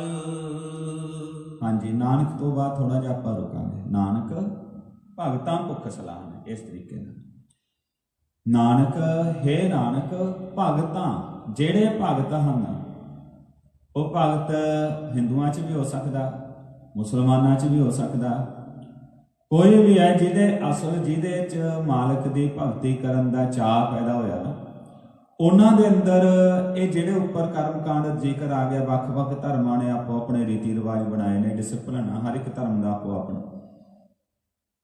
ਉਹਨੂੰ ਮੁਸਲਮਾਨ ਲੋਕੀ ਸ਼ਰ੍ਹਾ ਕਹਿ ਲੈਂਦੇ ਨੇ ਵੀ ਸ਼ਰ੍ਹਾ 'ਚ ਚੱਲਣਾ, ਹਿੰਦੂ ਲੋਕੀ ਆਮ ਤੌਰ ਤੇ ਵਿਧ ਨਿਸ਼ੇਧ ਕਹਿ ਲੈਂਦੇ ਨੇ, ਜਾਂ ਮਰਿਆਦਾ ਸ਼ਬਦ ਵੀ ਵਰਤ ਲੈਂਦੇ ਨੇ। ਆਪਾਂ ਸਿੱਖ ਵੀ ਮਰਿਆਦਾ ਸ਼ਬਦ ਵਰਤ ਲੈਂਦੇ ਆ, ਪਰ ਅਸਲ 'ਚ ਆਪਣਾ ਸ਼ਬਦ ਹੈਗਾ ਗੁਰਮਤਿ। ਆਪਾਂ ਮਰਿਆਦਾ ਸ਼ਬਦ ਵਰਤਦੇ ਆ, ਸਿੱਖ ਰਹਿਤ ਮਰਿਆਦਾ ਕਹਿੰਦੇ ਆ ਤੇ ਆਪਣੀ ਮਰਿਆਦਾ ਬਣਾਈ ਹੋਈ ਹੈ, ਪਰ ਅਸਲ ਜਿਹੜੇ ਸ਼ਬਦ ਜੋ ਮੈਨੂੰ ਲੱਗ ਰਿਹਾ ਮੈਂ ਉਹ ਸ਼ਬਦ ਸਾਂਝਾ ਕਰ ਰਿਹਾ, ਕਿਸੇ ਤੇ ਟੀਕਾ ਟਿੱਪਣੀ ਨਹੀਂ। ਜੋ ਸ਼ਬਦ ਆਪਣੇ 'ਚ ਹੈ ਉਹ ਹੈ ਗੁਰਮਤਿ ਮਨਮਤਿ, ਗੁਰੂ ਦੀ ਮੱਤ ਅਨੁਸਾਰ ਚੱਲਣਾ, ਮਨ ਦੀ ਮੱਤ ਅਨੁਸਾਰ ਚੱਲਣਾ, ਇਹ ਆਪਣੇ ਸ਼ਬਦ ਨੇ। ਪਰ ਅਸਲ ਵਿੱਚ ਸਾਰਿਆਂ ਵਿੱਚ ਕੌਣ ਤਰਦਾ ਹੈ? ਜਿਨ੍ਹਾਂ ਦੇ ਅੰਦਰ ਭਗਤੀ ਵਾਲੇ ਦੇ ਅੰਦਰ ਕਿਹੜੀ ਚੀਜ਼ ਹੁੰਦੀ ਆ? ਭੁੱਖ ਸਾਲਾਹਨ। ਉਹਨਾਂ ਅੰਦਰ ਭੁੱਖ ਹੁੰਦੀ ਆ ਕਿ ਅਸੀਂ ਬਾਲਕ ਦੀ ਵਡਿਆਈ ਕਰੀਏ ਬਸ। ਇਸੇ ਕਰਕੇ ਜਿਨ੍ਹਾਂ ਨੇ ਵਡਿਆਈ ਕੀਤੀ ਉਹਨਾਂ ਨੂੰ ਗੁਰੂ ਨਾਨਕ ਦੇ ਘਰੇ ਭਗਤ ਹੀ ਕਿਹਾ ਗਿਆ। ਉਹ ਚਾਹੇ ਮੁਸਲਮਾਨਾਂ 'ਚ ਹੋਏ ਫਰੀਦ ਸਾਹਿਬ ਮਹਾਰਾਜ, ਉਹਨਾਂ ਨੂੰ ਭਗਤ ਕਿਹਾ ਗਿਆ। ਉਹ ਚਾਹੇ ਹਿੰਦੂ ਧਰਮ ਦੇ ਵਿੱਚ ਉਹਨਾਂ ਪਰਿਵਾਰਾਂ ਦੇ ਵਿੱਚੋਂ ਆਏ, ਪਰਮਾਨੰਦ ਜੀ, ਰਾਮਾਨੰਦ ਜੀ ਬ੍ਰਾਹਮਣ ਪਰਿਵਾਰਾਂ 'ਚੋਂ ਆਏ, ਉਹਨਾਂ ਨੂੰ ਵੀ ਗੁਰੂ ਸਾਹਿਬ ਨੇ ਭਗਤ ਕਿਹਾ ਵੀ ਤੁਸੀਂ ਭਗਤ ਹੈ। ਉਹ ਚਾਹੇ ਆਮ ਸਧਾਰਨ ਪਰਿਵਾਰਾਂ 'ਚੋਂ ਕਬੀਰ ਸਾਹਿਬ ਮਹਾਰਾਜ, ਰਵਿਦਾਸ ਮਹਾਰਾਜ ਜੀ, ਨਾਮਦੇਵ ਮਹਾਰਾਜ ਜੀ, ਧੰਨਾ ਜੀ ਮਹਾਰਾਜ, ਉਹ ਆਏ, ਉਹਨਾਂ ਨੂੰ ਵੀ ਕਿਹਾ ਤੁਸੀਂ ਭਗਤ ਹੈ। ਮਤਲਬ ਤੁਹਾਡੀ ਇੱਕੇ ਕੁਆਲਿਟੀ ਹੈ ਵੀ ਤੁਹਾਡੇ ਅੰਦਰ ਕੀ ਹੈ? ਭੁੱਖ ਸਾਲਾਹਨ, ਮਾਲਕ ਦੇ ਗੁਣ ਗਾਉਣ ਦੀ ਸਿਫਤ ਸਲਾਹਨਾ ਕਰਨ ਦੀ ਭੁੱਖ ਹੈ। ਉਹ ਤਾਂ ਭੁੱਖ ਹੈ ਖਾਏ ਚੱਲੀਆਂ ਹੈ ਦੁੱਖ। ਇਹ ਭੁੱਖ ਹੈ ਸੱਚ ਨਾਮ ਆਧਾਰ, ਤੁਸੀਂ ਸੱਚੇ ਨਾਮ ਨੂੰ ਜ਼ਿੰਦਗੀ ਦਾ ਆਧਾਰ ਆਸਰਾ ਬਣਾਏ, ਭਗਤ ਦੀ ਨਿਸ਼ਾਨੀ ਹੁੰਦੀ ਹੈ। ਤੇ ਐਸੇ ਭਗਤਾਂ ਦਾ ਫਿਰ ਜੀਵਨ ਦਾ ਕਿਹੋ ਜਿਹਾ ਤਰੀਕਾ ਹੈ? ਸਦਾ ਆਨੰਦ ਰਹਿ ਦਿਨ ਰਾਤੀ। ਰਹਿ ਬਹੁਵਚਨ, ਰਹਿ ਰਾਰਾ ਹਾਹਾ ਹਾਹੇ ਨੂੰ ਸਿਆਰੀ। ਕਈ ਵਾਰੀ ਇਹਦਾ ਉਚਾਰਨ ਏਦਾਂ ਕੀਤਾ ਜਾਂਦਾ ਰਹਿ, ਵੀ ਦੋਹੇ ਹਾਹੇ ਬੋਲਦੇ ਆ। ਆਮ ਤੌਰ ਤੇ ਜਦੋਂ ਇਦਾਂ ਦੋ ਹਾਹੇ ਆਉਂਦੇ ਆ ਤਾਂ ਉਹ ਬਹੁਵਚਨ 'ਚ ਹੁੰਦਾ ਤੇ ਉਹਦਾ ਉਚਾਰਨ ਰਹਿ ਕਰਨ ਦੇ ਨਾਲ ਹੀ ਅਰਥ ਵੀ ਸਪਸ਼ਟ ਹੋ ਜਾਂਦਾ ਤੇ ਉਚਾਰਨ ਵੀ ਇਸ ਤਰ੍ਹਾਂ ਸੌਖਿਆ ਹੋ ਜਾਂਦਾ ਹੈ। ਸਦਾ ਆਨੰਦ ਰਹਿ ਦਿਨ ਰਾਤੀ ਗੁਣਵੰਤਿਆਂ ਪਾਸ਼ਾਰ। ਗੁਣਵੰਤੇ ਗੁਣਾ ਵਾਲਿਆਂ ਦੇ ਚਰਨਾਂ ਦੀ ਧੂੜੀ 'ਚ ਬਣ ਕੇ ਨਿਮਰਤਾ ਦੇ ਵਿੱਚ ਤੇ ਆਨੰਦ ਵਿੱਚ ਉਹ ਰਹਿੰਦੇ ਹਨ। ਇਹ ਤੇਰੇ ਭਗਤਾਂ ਦੀ ਜੀਵਨ ਜਾਚ ਹੈ। ਇਹ ਗੁਰੂ ਨਾਨਕ ਸਾਹਿਬ ਸਿੱਟਾ ਦੇ ਰਹੇ, ਚਾਹੇ ਹਿੰਦੂ ਧਰਮ 'ਚ ਹੈ, ਮੁਸਲਮਾਨ 'ਚ ਹੈ, ਯੋਗੀਆਂ 'ਚ ਹੈ, ਦਾਨੀਆਂ 'ਚ ਹੈ, ਜਾਂ ਕਿਤੇ ਵੀ ਕੋਈ ਹੈ ਜਿਹਦੇ ਅੰਦਰ ਮਾਲਕ ਦੀ ਸਿਫਤ ਸਲਾਹ ਕਰਨ ਦਾ ਚਾਅ ਪੈਦਾ ਹੋ ਗਿਆ, ਉਹ ਭਗਤ ਹੈ ਤੇ ਉਹ ਤਰ ਜਾਂਦਾ ਹੈ। ਬਸ ਇਹ ਗੁਰੂ ਸਾਹਿਬ ਸੱਚੇ ਪਾਤਸ਼ਾਹ ਦੀ ਵਿਚਾਰ ਹੈ। ਹਾਂਜੀ। महला पहला। मिट्टी मुसलमान की पेड़ै पई कुम्हार, घड़ भांडे इट्टां कीਆਂ जल्दी करे पुकार। जल जल रोवै बफड़ी, झड़ झड़ पवै अंगियार। नानक जिन करतै कारण कीਆ, सो जाणै करतार। तो गुरमुख प्यारिओ, ਇਹ ਸ਼ਲੋਕ ਤਾਂ ਬਹੁਤ ਜ਼ਿਆਦਾ ਪ੍ਰਸਿੱਧ ਹੈ। ਬਹੁਤ ਵਾਰੀ ਇਹਦੇ ਨਾਲ ਸੰਬੰਧਿਤ ਬਾਬਾ ਰਾਮ ਰਾਏ ਜੀ ਦੀ ਸਾਖੀ ਆਪ ਸੰਗਤਾਂ ਨੇ ਸਰਵਣ ਕੀਤੀ ਹੋਏਗੀ। ਸੰਖੇਪ ਦੇ ਵਿੱਚ ਮੈਂ ਆਪ ਜੀ ਦੇ ਨਾਲ ਵਿਚਾਰ ਸਾਂਝੇ ਕਰ ਰਿਹਾ ਹਾਂ। ਬਾਬਾ ਰਾਮ ਰਾਏ ਜੀ ਨੇ ਸਮੇਂ ਦੇ ਬਾਦਸ਼ਾਹ ਬਾਬਾ ਰਾਮ ਰਾਏ ਜੀ ਕੌਣ ਸੀ? 7ਵੇਂ ਪਾਤਸ਼ਾਹ ਸ੍ਰੀ ਗੁਰੂ ਹਰਿਰਾਏ ਸਾਹਿਬ ਮਹਾਰਾਜ ਜੀ। ਗੁਰੂ ਹਰਿਰਾਏ ਸਾਹਿਬ ਮਹਾਰਾਜ ਸੱਚੇ ਪਾਤਸ਼ਾਹ ਜੀ ਨੂੰ ਬਾਦਸ਼ਾਹ ਔਰੰਗਜ਼ੇਬ ਨੇ ਬੁਲਾਇਆ ਸੀ, ਤੁਸੀਂ ਮੇਰੇ ਕੋਲ ਆਓ, ਗੱਲਬਾਤ ਕਰੋ। ਗੁਰੂ ਸਾਹਿਬ ਜੀ ਆਪ ਉੱਥੇ ਨਹੀਂ ਗਏ ਤੇ ਗੁਰੂ ਸਾਹਿਬ ਜੀ ਦੇ 2 ਬੇਟੇ ਨੇ, 2 ਸਾਹਿਬਜ਼ਾਦੇ ਨੇ। ਵੱਡੇ ਸਾਹਿਬਜ਼ਾਦੇ ਦਾ ਨਾਮ ਹੈ ਰਾਮ ਰਾਏ ਜੀ, ਛੋਟੇ ਸਾਹਿਬਜ਼ਾਦੇ ਦਾ ਨਾਮ ਹੈ ਸ੍ਰੀ ਹਰਿਕ੍ਰਿਸ਼ਨ ਜੀ। तो गुरु साहब जी ने अपने ਵੱਡੇ ਸਾਹਿਬਜ਼ਾਦੇ ਨੂੰ ਭੇਜਿਆ ਬਾਦਸ਼ਾਹ ਨਾਲ ਗੱਲਬਾਤ ਕਰਨ ਦੀ। ਉਮਰ ਕਿੰਨੀ ਕੁ ਸੀ? 11 ਕੁ ਸਾਲ ਦੀ ਉਮਰ ਸੀਗੀ। ਇੱਕ ਜਗ੍ਹਾ ਮੈਂ 8 ਸਾਲ ਵੀ ਪੜ੍ਹਿਆ ਤੇ ਇੱਕ ਜਗ੍ਹਾ 11 ਸਾਲ ਦਾ ਜ਼ਿਕਰ ਆਉਂਦਾ। ਚਲੋ ਮਤਲਬ ਬਹੁਤ ਛੋਟੀ ਹੈ, ਜੇ ਟੀਨੇਜਰ ਵੀ ਨਹੀਂ ਸਨ, ਮਤਲਬ 10-11 ਸਾਲ ਬਹੁਤ ਛੋਟੀ ਉਮਰ ਹੁੰਦੀ ਹੈ।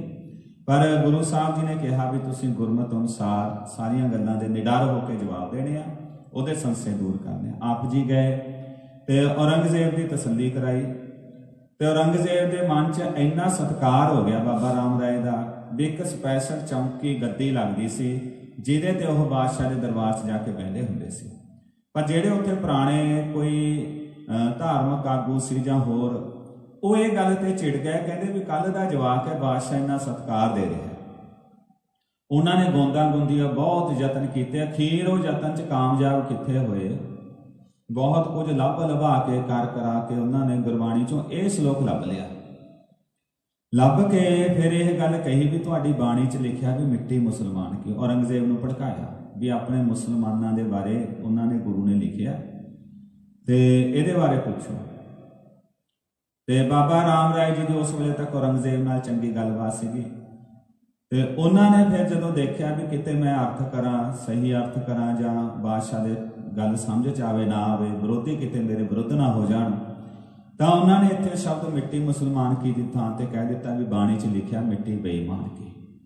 ਤੋ ਇਹ ਗੱਲ ਚਲੋ ਟਾਈਮ ਟੂ ਟਾਈਮ ਤਾਂ ਗੱਲ ਉਹਨਾਂ ਨੇ ਚਲਾ ਲਈ, ਪਰ ਜਦੋਂ ਗੁਰੂ ਸਾਹਿਬ ਨੂੰ ਪਤਾ ਲੱਗਿਆ, ਗੁਰੂ ਹਰਿਰਾਏ ਸਾਹਿਬ ਮਹਾਰਾਜ ਜੀ ਨੂੰ, ਤਾਂ ਆਪ ਜੀ ਨੇ ਇਸ ਗੱਲ ਤੇ ਉੱਪਰ ਕਿਹਾ ਵੀ ਰਾਮ ਰਾਏ ਤੂੰ ਚੰਗਾ ਨਹੀਂ ਕੀਤਾ। ਗੁਰੂ ਸਾਹਿਬ ਦੀ ਬਾਣੀ ਨੂੰ ਬਦਲਣ ਦਾ ਹੱਕ ਕਿਸੇ ਨੂੰ ਨਹੀਂ ਹੈ, ਚਾਹੇ ਤੂੰ ਸਾਡਾ ਬੇਟਾ ਹੀ ਹੈ, ਪਰ ਹੁਣ ਸਾਡਾ ਚਿੱਤ ਨਹੀਂ ਕਰਦਾ ਕਿ ਤੂੰ ਸਾਡੇ ਮੱਥੇ ਲੱਗੇ ਆ ਕੇ। ਤੋ ਇਸ ਤਰ੍ਹਾਂ ਗੁਰੂ ਸਾਹਿਬ ਜੀ ਨੇ ਉਹਨਾਂ ਨੂੰ ਆਪਣੇ ਤੋਂ ਦੂਰ ਕੀਤਾ। ਆਪਣੇ ਜਿਗਰ ਦੇ ਟੋਟੇ ਨੂੰ, ਕਲੇਜੇ ਦੇ ਟੋਟੇ ਨੂੰ ਆਪਾਂ ਆਪਣੇ ਮਨਾਂ 'ਚ ਦੇਖ ਸਕਦੇ ਹਾਂ, ਝਾਤੀ ਮਾਰ ਕੇ ਵੀ ਆਪਣਾ ਬੱਚਾ 10-11 ਸਾਲ ਦਾ ਹੋਵੇ, ਕੋਈ ਐਸੀ ਗੱਲ ਹੋਵੇ ਗੁਰੂ ਸਾਹਿਬ ਦੇ ਅਦਬ ਦੇ ਵਿਰੁੱਧ, ਕੋਈ ਥੋੜੀ ਮੋਟੀ ਗੱਲ ਹੋਵੇ ਤੇ ਅਸੀਂ ਉਹਨੂੰ ਕਹਿ ਦਈਏ ਤੂੰ ਮੱਥੇ ਨਾ ਲੱਗੇ, ਕਿੱਡਾ ਵੱਡਾ ਜਿਗਰਾ ਹੋਏਗਾ ਗੁਰੂ ਸਾਹਿਬ ਦਾ। ਇੱਥੋਂ ਇੱਕ ਗੱਲ ਦਾ ਧਿਆਨ ਰੱਖਣਾ, ਗੁਰੂ ਅਰਜਨ ਦੇਵ ਸੱਚੇ ਪਾਤਸ਼ਾਹ ਜਦੋਂ ਤੱਤੀ ਤਵੀ ਤੇ ਬਿਠਾ ਕੇ ਸ਼ਹੀਦ ਕੀਤਾ ਗਿਆ, ਗੁਰੂ ਸਾਹਿਬ ਸੱਚੇ ਪਾਤਸ਼ਾਹ ਨੇ ਰਜ਼ਾ ਨੂੰ ਮੰਨਿਆ, ਕਿਸੇ ਨੂੰ ਲਾਮਾ ਨਹੀਂ ਦਿੱਤਾ, ਕਿਸੇ ਨੂੰ ਕਿਹਾ ਨਹੀਂ ਵੀ ਮੈਂ ਦੁਖੀ ਆ ਜਾਂ ਫਲਾਣੇ ਤੇਰੇ ਇਦਾਂ ਹੋ ਜਾ। ਸਰੀਰ ਨੂੰ ਸਾੜ ਲਿਆ, ਖਤਮ ਕਰ ਲਿਆ। ਪਰ ਜਦੋਂ ਬਾਣੀ ਤੇ ਆਂਚ ਆਈ ਤਾਂ ਇਸੇ ਹੀ ਗੁਰੂ ਨਾਨਕ ਦੀ ਜੋਤ 7ਵੇਂ ਜਾਮੇ 'ਚ ਗੁਰੂ ਹਰਿਰਾਏ ਸਾਹਿਬ ਨੇ ਕਹਿ ਦਿੱਤਾ ਚਾਹੇ ਮੇਰਾ ਬੇਟਾ ਹੈ ਦੁਨੀਆ ਦੇ ਹਿਸਾਬ ਤੇ, ਪਰ ਜਦੋਂ ਇਸ ਬਾਣੀ ਤੱਕ ਕੋਈ ਪਹੁੰਚੇਗਾ ਅਸੀਂ ਉਹਨੂੰ ਪ੍ਰਵਾਨ ਨਹੀਂ ਕਰਾਂਗੇ। ਜਿਨ ਪਾਇਆ ਦਵਨਾ ਬਾਣੀ ਧਾਰਾ, ਜਾਨੋ ਸੋ ਸਿੱਖ ਨਹੀਂ ਹਮਾਰਾ। ਤੇ ਅੱਜ ਅਸੀਂ ਕਈ ਆਪਣੀਆਂ ਗਲਤ ਗੱਲਾਂ ਨੂੰ ਸਿੱਧ ਕਰਨ ਦੇ ਲਈ ਗੁਰਬਾਣੀ 'ਚੋਂ ਗਲਤ ਤਰੀਕੇ ਨਾਲ ਪ੍ਰਮਾਣ ਦਿੰਦੇ ਹਾਂ। ਸਾਨੂੰ ਸੋਚਣਾ ਚਾਹੀਦਾ ਇਹ ਗੱਲ ਤੇ। ਸਾਡੀਆਂ ਸਿੱਖ ਜਥੇਬੰਦੀਆਂ ਇੱਕ ਪ੍ਰਚਾਰਕ ਦੂਜੇ ਪ੍ਰਚਾਰਕ ਦੇ ਵਿਰੁੱਧ ਕੂੜ ਪ੍ਰਚਾਰ ਕਰਨ ਲਈ ਗੁਰਬਾਣੀ ਦੇ ਸ਼ਬਦਾਂ ਨੂੰ ਕਈ ਵਾਰੀ ਉਹਨਾਂ ਦੀ ਅਸਲ ਭਾਵਨਾ ਤੋਂ ਵੱਖਰਾ ਕਰਕੇ ਪੇਸ਼ ਕਰਦੇ ਆ, ਇੱਕ ਬੱਜਰ ਗੁਨਾਹ ਕਰ ਰਹੇ ਆ। ਇਸੇ ਕਰਕੇ ਕੌਮ ਅਧੋਗਤੀ ਵੱਲ ਜਾ ਰਹੀ ਹੈ, ਕਿਉਂਕਿ ਸਾਡੀਆਂ ਨੀਤਾਂ ਸਾਫ਼ ਨਹੀਂ ਹਨ ਗੁਰਮੁਖ ਪਿਆਰਿਓ। तो ਅੱਜ ਇਹ ਜਿਹੜਾ ਸ਼ਬਦ ਹੈ ਇਹਦੇ ਤੇ ਆਪਾਂ ਹੁਣ ਸੰਖੇਪ ਵਿਚਾਰ ਰੱਖਾਂਗੇ। तो ਬਾਬਾ ਰਾਮ ਰਾਏ ਨੇ ਗਲਤੀ ਕੀਤੀ, ਸਮਾਂ ਪਾ ਕੇ ਉਹਨਾਂ ਨੂੰ ਅਹਿਸਾਸ ਹੋਇਆ ਤੇ 10ਵੇਂ ਪਾਤਸ਼ਾਹ ਤੱਕ ਜਾਂਦੇ। ਫਿਰ ਉਹਨਾਂ ਨੇ ਜਦੋਂ ਗੁਰੂ 10ਵੇਂ ਪਾਤਸ਼ਾਹ ਜੀ ਪਾਉਂਟਾ ਸਾਹਿਬ ਗਏ ਨੇ ਬਾਬਾ ਰਾਮ ਰਾਏ ਜੀ ਦੇਹਰਾਦੂਨ ਤੋਂ ਆ ਕੇ ਫਿਰ ਉਹਨਾਂ ਨੂੰ ਮਿਲੇ। ਬੇੜੀ ਕਿਸ਼ਤੀ ਦੇ ਵਿੱਚ ਗੁਰੂ ਸਾਹਿਬ ਵਿਰਾਜਮਾਨ ਸਨ, ਉੱਥੇ ਮਾਫੀ ਮੰਗੀ। ਗੁਰੂ ਸਾਹਿਬ ਸੱਚੇ ਪਾਤਸ਼ਾਹ ਜੀ ਨੇ ਉਹਨਾਂ ਨੂੰ ਬਖਸ਼ ਦਿੱਤਾ। ਤੋ ਇਸ ਤਰੀਕੇ ਦੇ ਨਾਲ ਬਾਬਾ ਰਾਮ ਰਾਏ ਜੀ ਦਾ ਇਤਿਹਾਸ ਹੁੰਦਾ। ਪਰ ਜਿਹੜੇ ਉਹਨਾਂ ਦੇ ਉਸ ਵੇਲੇ ਦੇ ਬਾਬਾ ਰਾਮ ਰਾਏ ਦੀ ਵੀ ਕਾਫੀ ਮਾਨਤਾ ਹੋ ਚੁੱਕੀ ਸੀ, ਉਹਨਾਂ ਦੇ ਵੀ ਕਾਫੀ ਮਸੰਦ ਸੀਗੇ। ਉਹਨਾਂ ਨੇ ਬਾਬਾ ਰਾਮ ਰਾਏ ਜੀ ਨੂੰ ਜਿਉਂਦਿਆਂ ਨੂੰ ਹੀ ਮੰਜੇ ਤੇ ਸੁੱਤੇ ਪਿਆ ਨੂੰ ਬੰਨ੍ਹ ਕੇ ਰਜਾਈ ਦੇ ਕੇ ਤੇ ਉਹਨਾਂ ਤੇ ਅੱਗ ਪਾ ਕੇ ਸਾੜ ਦਿੱਤਾ ਸੀ। ਲੋਕਾਂ ਨੂੰ ਕੀ ਕਿਹਾ ਜੀ, ਬਦੇਹ ਮੁਕਤ ਹੋ ਗਏ। ਤੇ ਕਈ ਤਰ੍ਹਾਂ ਦੀਆਂ ਸਾਖੀਆਂ ਘੜ ਲਈਆਂ। ਤੋ ਇਸ ਤਰ੍ਹਾਂ ਬਾਬਾ ਰਾਮ ਰਾਏ ਜੀ ਦੇ ਨਾਲ ਉਹਨਾਂ ਦੇ ਆਪਣੇ ਬੰਦਿਆਂ ਨੇ ਹੀ ਇਹੋ ਜਿਹਾ ਕੁਝ ਕੀਤਾ ਸੀਗਾ। ਤੋ ਗੁਰਮੁਖ ਪਿਆਰਿਓ, ਇਹ ਪੌੜੀ ਦੇ ਅਸਲ ਅਰਥ ਕੀ ਨੇ, ਸਾਨੂੰ ਬੜੇ ਧਿਆਨ ਨਾਲ ਸਮਝਣ ਦੀ ਜ਼ਰੂਰਤ ਹੈ। ਇਹਦੇ ਲਈ ਗੁਰਮਤ ਦਾ ਕਨਸੈਪਟ ਕੀ ਹੈ? ਜਦੋਂ ਕੋਈ ਪ੍ਰਾਣੀ ਸੰਸਾਰ ਤੇ ਆਉਂਦਾ ਹੈ ਤੇ ਦੁਨੀਆ ਤੋਂ ਚਲਾ ਜਾਂਦਾ ਹੈ ਤੇ ਉਹਦੀ ਕਸਵੱਟੀ ਕਿਸ ਚੀਜ਼ ਤੇ ਹੈ? ਗੁਰੂ ਸਾਹਿਬ ਨੇ ਜਦੋਂ ਇਹ ਗੱਲ ਦਾ ਜ਼ਿਕਰ ਕੀਤਾ, ਗੁਰਬਾਣੀ 'ਚ ਕਈ ਸ਼ਲੋਕ ਆਉਂਦੇ ਨੇ, ਕਈ ਸ਼ਬਦ ਆਉਂਦੇ ਨੇ ਇਸ ਦੇ ਪਰਥਾਏ। ਗੁਰੂ ਸਾਹਿਬ ਦੱਸਦੇ ਨੇ ਵੀ ਜੀਵ ਦੀ ਕਸਵੱਟੀ ਇਸ ਗੱਲ ਤੇ ਹੈ, ਉਹਦਾ ਨਵੇੜਾ ਇਸ ਗੱਲ ਤੇ ਹੈ, ਕਰਮੀ ਆਪੋ ਆਪਣੀ ਕੇ ਨੇੜਾ ਕੇ ਦੂਰ। ਮਨੁੱਖ ਦਾ ਨਵੇੜਾ ਉਹਦੇ ਕਰਮਾਂ ਤੇ ਹੈ। ਮਹਾਰਾਜ ਜਿਹੜਾ ਸਰੀਰ ਮਿਲਿਆ ਸੀ, ਇਹ ਸੱਚੇ ਪਾਤਸ਼ਾਹ ਜੀ ਕਹਿੰਦੇ ਇਹ ਜਿਹੜਾ ਸਰੀਰ ਹੈ, ਜਿੱਥੇ ਵੀ ਮਨੁੱਖ ਪੈਦਾ ਹੋਇਆ, ਜਿਹੋ ਜਿਹੇ ਸੱਭਿਆਚਾਰ ਜਾਂ ਜਿਹੋ ਜਿਹੇ ਇਲਾਕੇ 'ਚ, ਉਸ ਇਲਾਕੇ ਜਾਂ ਸੱਭਿਆਚਾਰ ਮੁਤਾਬਕ ਉਹਦੇ ਸਰੀਰ ਦਾ ਅੰਤਮ ਸੰਸਕਾਰ ਕਰ ਦਿੱਤਾ ਜਾਂਦਾ। ਇਹਦੇ ਨਾਲ ਕੋਈ ਜ਼ਿਆਦਾ ਫਰਕ ਨਹੀਂ ਪੈਂਦਾ ਵੀ ਕਿਵੇਂ ਕੀਤਾ ਜਾਂਦਾ। ਮੁਹੰਮਦ ਸਾਹਿਬ, ਈਸਾ ਮਸੀਹ ਜੀ, ਇਹ ਅਰਬ ਦੇ ਦੇਸ਼ਾਂ ਵਿੱਚ ਹੋਏ ਨੇ। ਰੇਗਿਸਤਾਨ ਸੀ, ਮਾਰੂਥਲ ਸੀ ਬਹੁਤ ਵੱਡਾ। ਕੋਈ ਪ੍ਰਾਣੀ ਚੜ੍ਹਾਈ ਕਰ ਜਾਂਦਾ ਸੀ, ਉੱਥੇ ਦਰਖਤ ਨਹੀਂ ਸੀ ਹੁੰਦੇ, ਉੱਥੇ ਸੰਸਕਾਰ ਕਰਨ ਦੇ ਲਈ ਇਹ ਤਰੀਕਾ ਸੀ ਕਿ ਟਿੱਬੇ ਸੀ, ਦੂਰ ਦੂਰ ਤੱਕ ਰੇਤਾ ਸੀ, ਟੋਇਆ ਪੁੱਟ ਕੇ ਬੰਦੇ ਨੂੰ ਉਹ 'ਚ ਦੱਬ ਦਿੰਦੇ ਸਨ।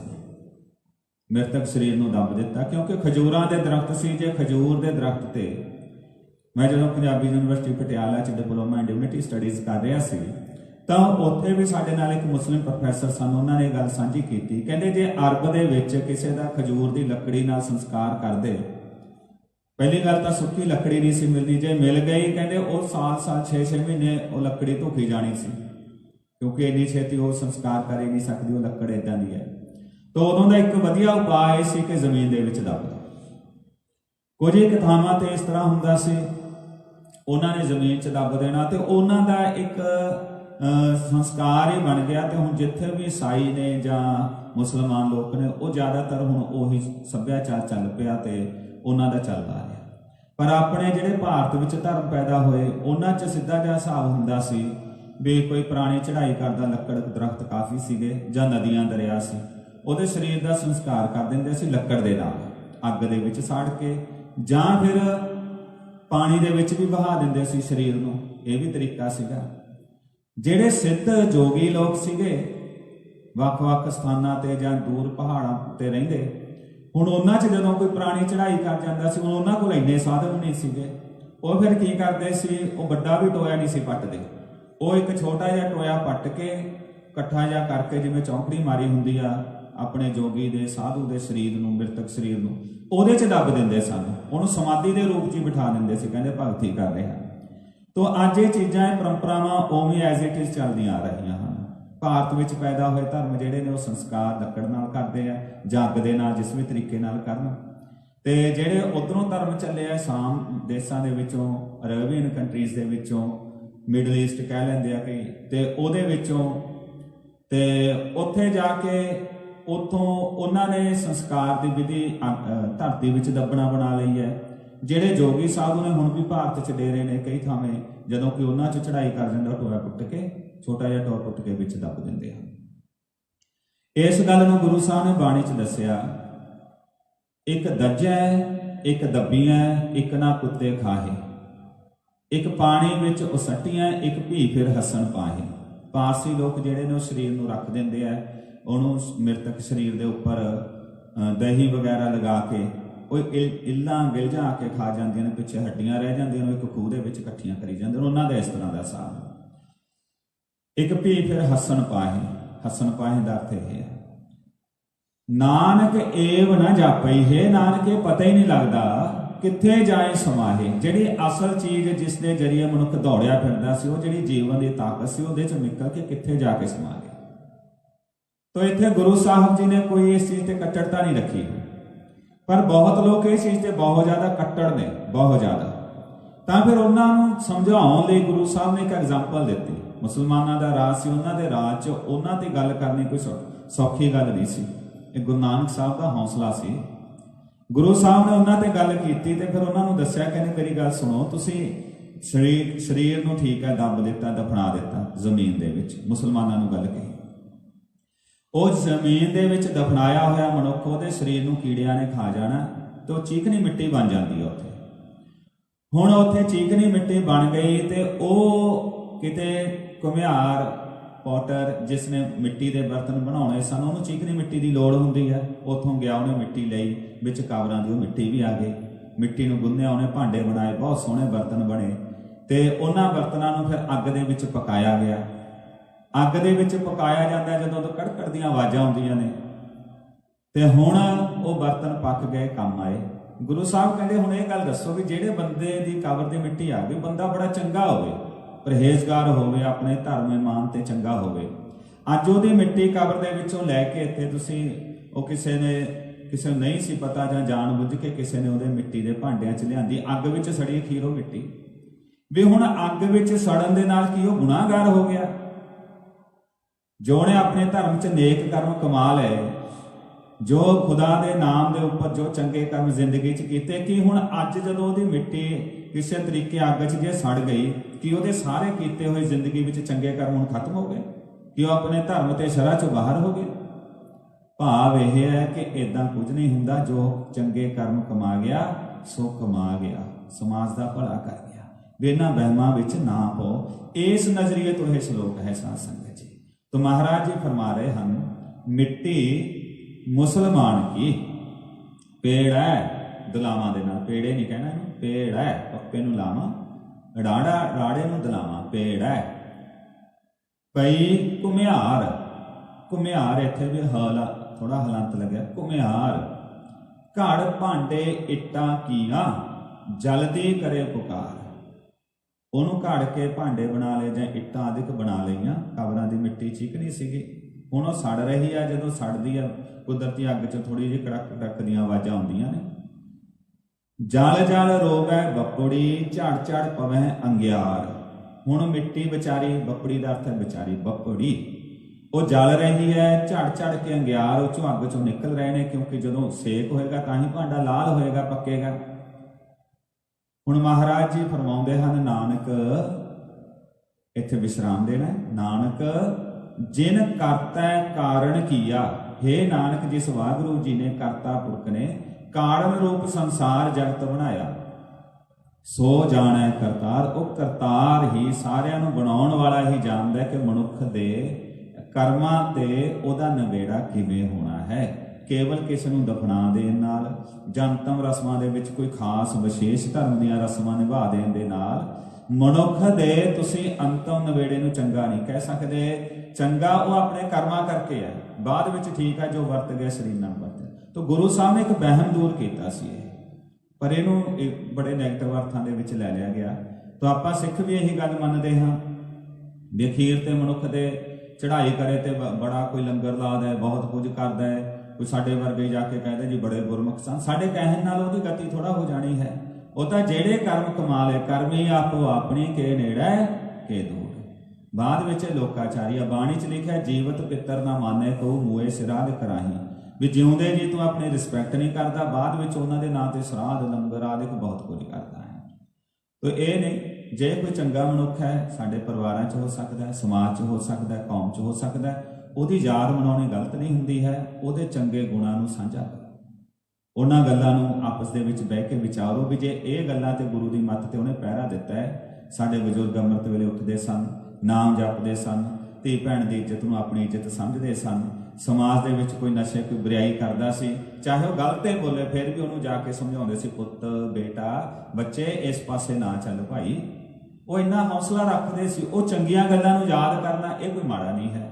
ਸੰਗਤ ਲਈ ਪ੍ਰਸ਼ਾਦੇ ਪਾਣੀ ਦਾ ਪ੍ਰਬੰਧ ਕਰਨਾ ਕੋਈ ਮਾੜਾ ਨਹੀਂ, ਪਰ ਕੇਵਲ ਦਿਖਾਵੇ ਲਈ ਕਰੀ ਜਾਣਾ, ਬੰਦੇ ਦੀ ਅਸਲੀਅਤ ਕੁਝ ਹੋਰ ਹੋਵੇ ਤਾਂ ਇਹਦੇ ਨਾਲ ਸਮਾਜ ਦਾ ਕੁਝ ਭਲਾ ਨਹੀਂ ਹੋਵੇਗਾ।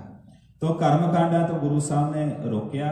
ਅਖੀਰ ਮਨੁੱਖ ਦੀ ਹੋਣੀ ਸਰੀਰ ਦਾ ਕੀ ਕੀਤਾ ਜਾਂਦਾ ਹੈ, ਉਹਦੇ ਬਾਰੇ ਇਹ ਸ਼ਲੋਕ ਬਹੁਤ ਜ਼ਿਆਦਾ ਗੁਰੂ ਸਾਹਿਬ ਜੀ ਦਾ ਕਹਿਣ ਬਹੁਤ ਲੌਜੀਕਲੀ ਤਾਰਕਿਕ ਤੌਰ ਤੇ ਇੱਕ ਦਿਮਾਗ ਨੂੰ ਸੇਧ ਦੇਣ ਵਾਲਾ ਮਹਾਰਾਜ ਸੱਚੇ ਪਾਤਸ਼ਾਹ ਦਾ ਬਚਨ ਹੈ। ਅਖੀਰ ਦੇ ਸਮੇਂ ਨਾਲ ਸੰਬੰਧਿਤ ਬਾਣੀ ਤਾਂ ਸਾਰੀ ਸੇਧ ਦਿੰਦੀ ਹੈ, ਪਰ ਇਹ ਹੈ ਅਖੀਰ ਦੇ ਸਮੇਂ ਨਾਲ ਸੰਬੰਧਿਤ ਜਿਹੜੀਆਂ ਰਸਮਾਂ ਅਸੀਂ ਕਰਦੇ ਹਾਂ ਉਹਨਾਂ ਦੇ ਸੰਬੰਧ 'ਚ ਗੁਰੂ ਸਾਹਿਬ ਨੇ ਭੁਲੇਖਾ ਦੂਰ ਕੀਤਾ ਹੈ। ਚਾਹੇ ਮੁਸਲਮਾਨ ਸੀ, ਪਰ ਜੇ ਉਹਦੀ ਮਿੱਟੀ ਦੱਬਣ ਤੋਂ ਬਾਅਦ ਕਬਰਾਂ ਦੇ ਵਿੱਚੋਂ ਮਿੱਟੀ ਕੱਢ ਕੇ ਭਾਂਡੇ ਬਣਾਏ, ਉਹਨੂੰ ਸੜਨਾ ਵੀ ਪਏ, ਇਹਦੇ ਨਾਲ ਕੋਈ ਫਰਕ ਨਹੀਂ ਪੈਂਦਾ। ਉਹਦੇ ਕਰਮ ਉਹਦੇ ਨਾਲ ਰਹਿਣੇ ਹਨ।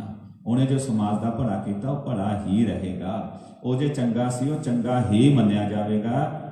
ਅਖੀਰ ਵਾਹਿਗੁਰੂ ਹੀ ਜਾਣਦਾ ਹੈ ਜੀਵ ਦੇ ਕਿਸ ਤਰ੍ਹਾਂ ਨਵੇੜਾ ਹੁੰਦਾ ਹੈ। ਤੋ ਗੁਰੂ ਸਾਹਿਬ ਨੇ ਕਿਰਪਾ ਕੀਤੀ ਹੈ, ਇਹ ਸਮਝਾਇਆ ਆਪਾਂ ਨੂੰ। ਨਾਨਕ ਜੇ ਨਾ ਕਰਤਾ ਕਾਰਨ ਕੀਆ ਸੋ ਜਾਣੈ ਕਰਤਾਰ। ਪੌੜੀ ਬਿਨ ਸਤਿਗੁਰ ਕਿਨੈ ਨ ਪਾਇਓ, ਬਿਨ ਸਤਿਗੁਰ ਕਿਨੈ ਨ ਪਾਇਆ। ਸਤਿਗੁਰ ਵਿੱਚ ਆਪ ਰਖਿਓਨ, ਕਰ ਪ੍ਰਗਟ ਆਪ ਸੁਨਾਇਆ। ਸਤਿਗੁਰ ਮਿਲਿਆ ਸਦਾ ਮੁਕਤ ਹੈ, ਜਿਨ ਵਿੱਚ ਹੋ ਮੋਹ ਚੁਕਾਇਆ। ਉੱਤਮ ਇਹ ਵਿਚਾਰ ਹੈ, ਜਿਨ ਸੱਚੇ ਸਿਉ ਚਿਤ ਲਾਇਆ। ਜਗ ਜੀਵਨ ਦਾਤਾ ਪਾਇਆ, ਜਗ ਜੀਵਨ ਦਾਤਾ ਪਾਇਆ। ਆਪ ਜੀ ਫਰਮਾ ਰਹੇ ਹਨ, ਗੁਰੂ ਤੋਂ ਬਗੈਰ ਕਿਸੇ ਨੂੰ ਪ੍ਰਾਪਤੀ ਨਹੀਂ ਹੁੰਦੀ ਹੈ, ਤੇ ਗੁਰੂ ਨਾਲ ਮਿਲ ਕੇ ਹੀ ਗੱਲ ਬਣਦੀ ਹੈ, ਕਿਉਂਕਿ ਗੁਰੂ ਦੇ ਵਿੱਚ ਵਾਹਿਗੁਰੂ ਨੇ ਆਪਣੇ ਆਪ ਨੂੰ ਪ੍ਰਗਟ ਕੀਤਾ ਹੋਇਆ ਹੁੰਦਾ ਹੈ। ਤੇ ਇਹ ਗੁਰੂ ਸਾਹਿਬ ਨੇ ਪੌੜੀ 'ਚ ਵਿਚਾਰ ਬਖਸ਼ਿਸ਼ ਕੀਤੇ ਆ। ਉੱਤਮ ਇਹ ਵਿਚਾਰ ਹੈ, ਇਹ ਵਿਚਾਰ, ਇਹਨੂੰ ਕਈ ਪਾਠ ਕਰਦੇ ਨੇ, ਉੱਤਮ ਇਹੋ ਵਿਚਾਰ ਹੈ। ਇਹੋ ਨਹੀਂ ਪਾਠ ਹੈਗਾ। ਈੜੀ ਨੂੰ ਲਾਮਾ ਹਾਹਾ, ਹਾਹੇ ਨੂੰ ਔਂਕੜ, ਔਂਕੜ ਨੂੰ ਹੋੜੇ ਦੇ ਰੂਪ 'ਚ ਆਪਾਂ ਨਹੀਂ ਬੋਲ ਸਕਦੇ, ਇਹੋ ਨਹੀਂ ਕਹਿ ਸਕਦੇ। ਇਹੋ ਕਿੱਥੇ ਕਹਾਂਗੇ, ਉਹ ਅੱਗੇ ਜਿੱਥੇ ਆਏਗਾ ਆਪਾਂ ਵਿਚਾਰ ਕਰਾਂਗੇ। ਇਹ ਵਿਚਾਰ, ਵਿਚਾਰ ਇੱਕ ਨਾਉਨ ਦਾ ਰੂਪ ਹੋ ਗਿਆ। ਇਹ ਹੋ ਗਿਆ, ਇਹਨੂੰ ਕਹੀਏ ਆਪਾਂ ਵਿਸ਼ੇਸ਼ਣ, ਐਡਜੈਕਟਿਵ। ਇਹ ਵਿਚਾਰ, ਇਹ ਵਿਚਾਰ ਕਿਹੜਾ ਵਿਚਾਰ? ਜਿਨ ਸੱਚੇ ਸਿਉ ਚਿਤ ਲਾਇਆ। ਉੱਪਰ ਜਿਹੜੀ ਵਿਚਾਰ ਆ ਰਹੀ ਹੈ, ਜਿਹਨੇ ਸੱਚੇ ਨਾਲ ਚਿੱਤ ਨੂੰ ਜੋੜਿਆ, ਇਹ ਵਿਚਾਰ ਬੜਾ ਉੱਤਮ ਹੈ। ਉਦਾਂ ਵੀ ਆਪਾਂ ਕਿਸੇ ਚੀਜ਼ ਨੂੰ ਕਹਿੰਦੇ ਆ ਵੀ ਇਹ ਚੀਜ਼ ਇੱਦਾਂ, ਇਹ ਚੀਜ਼ ਇੱਦਾਂ, ਇਹ ਸ਼ਬਦ ਹੀ ਵਰਤਦੇ ਹਾਂ।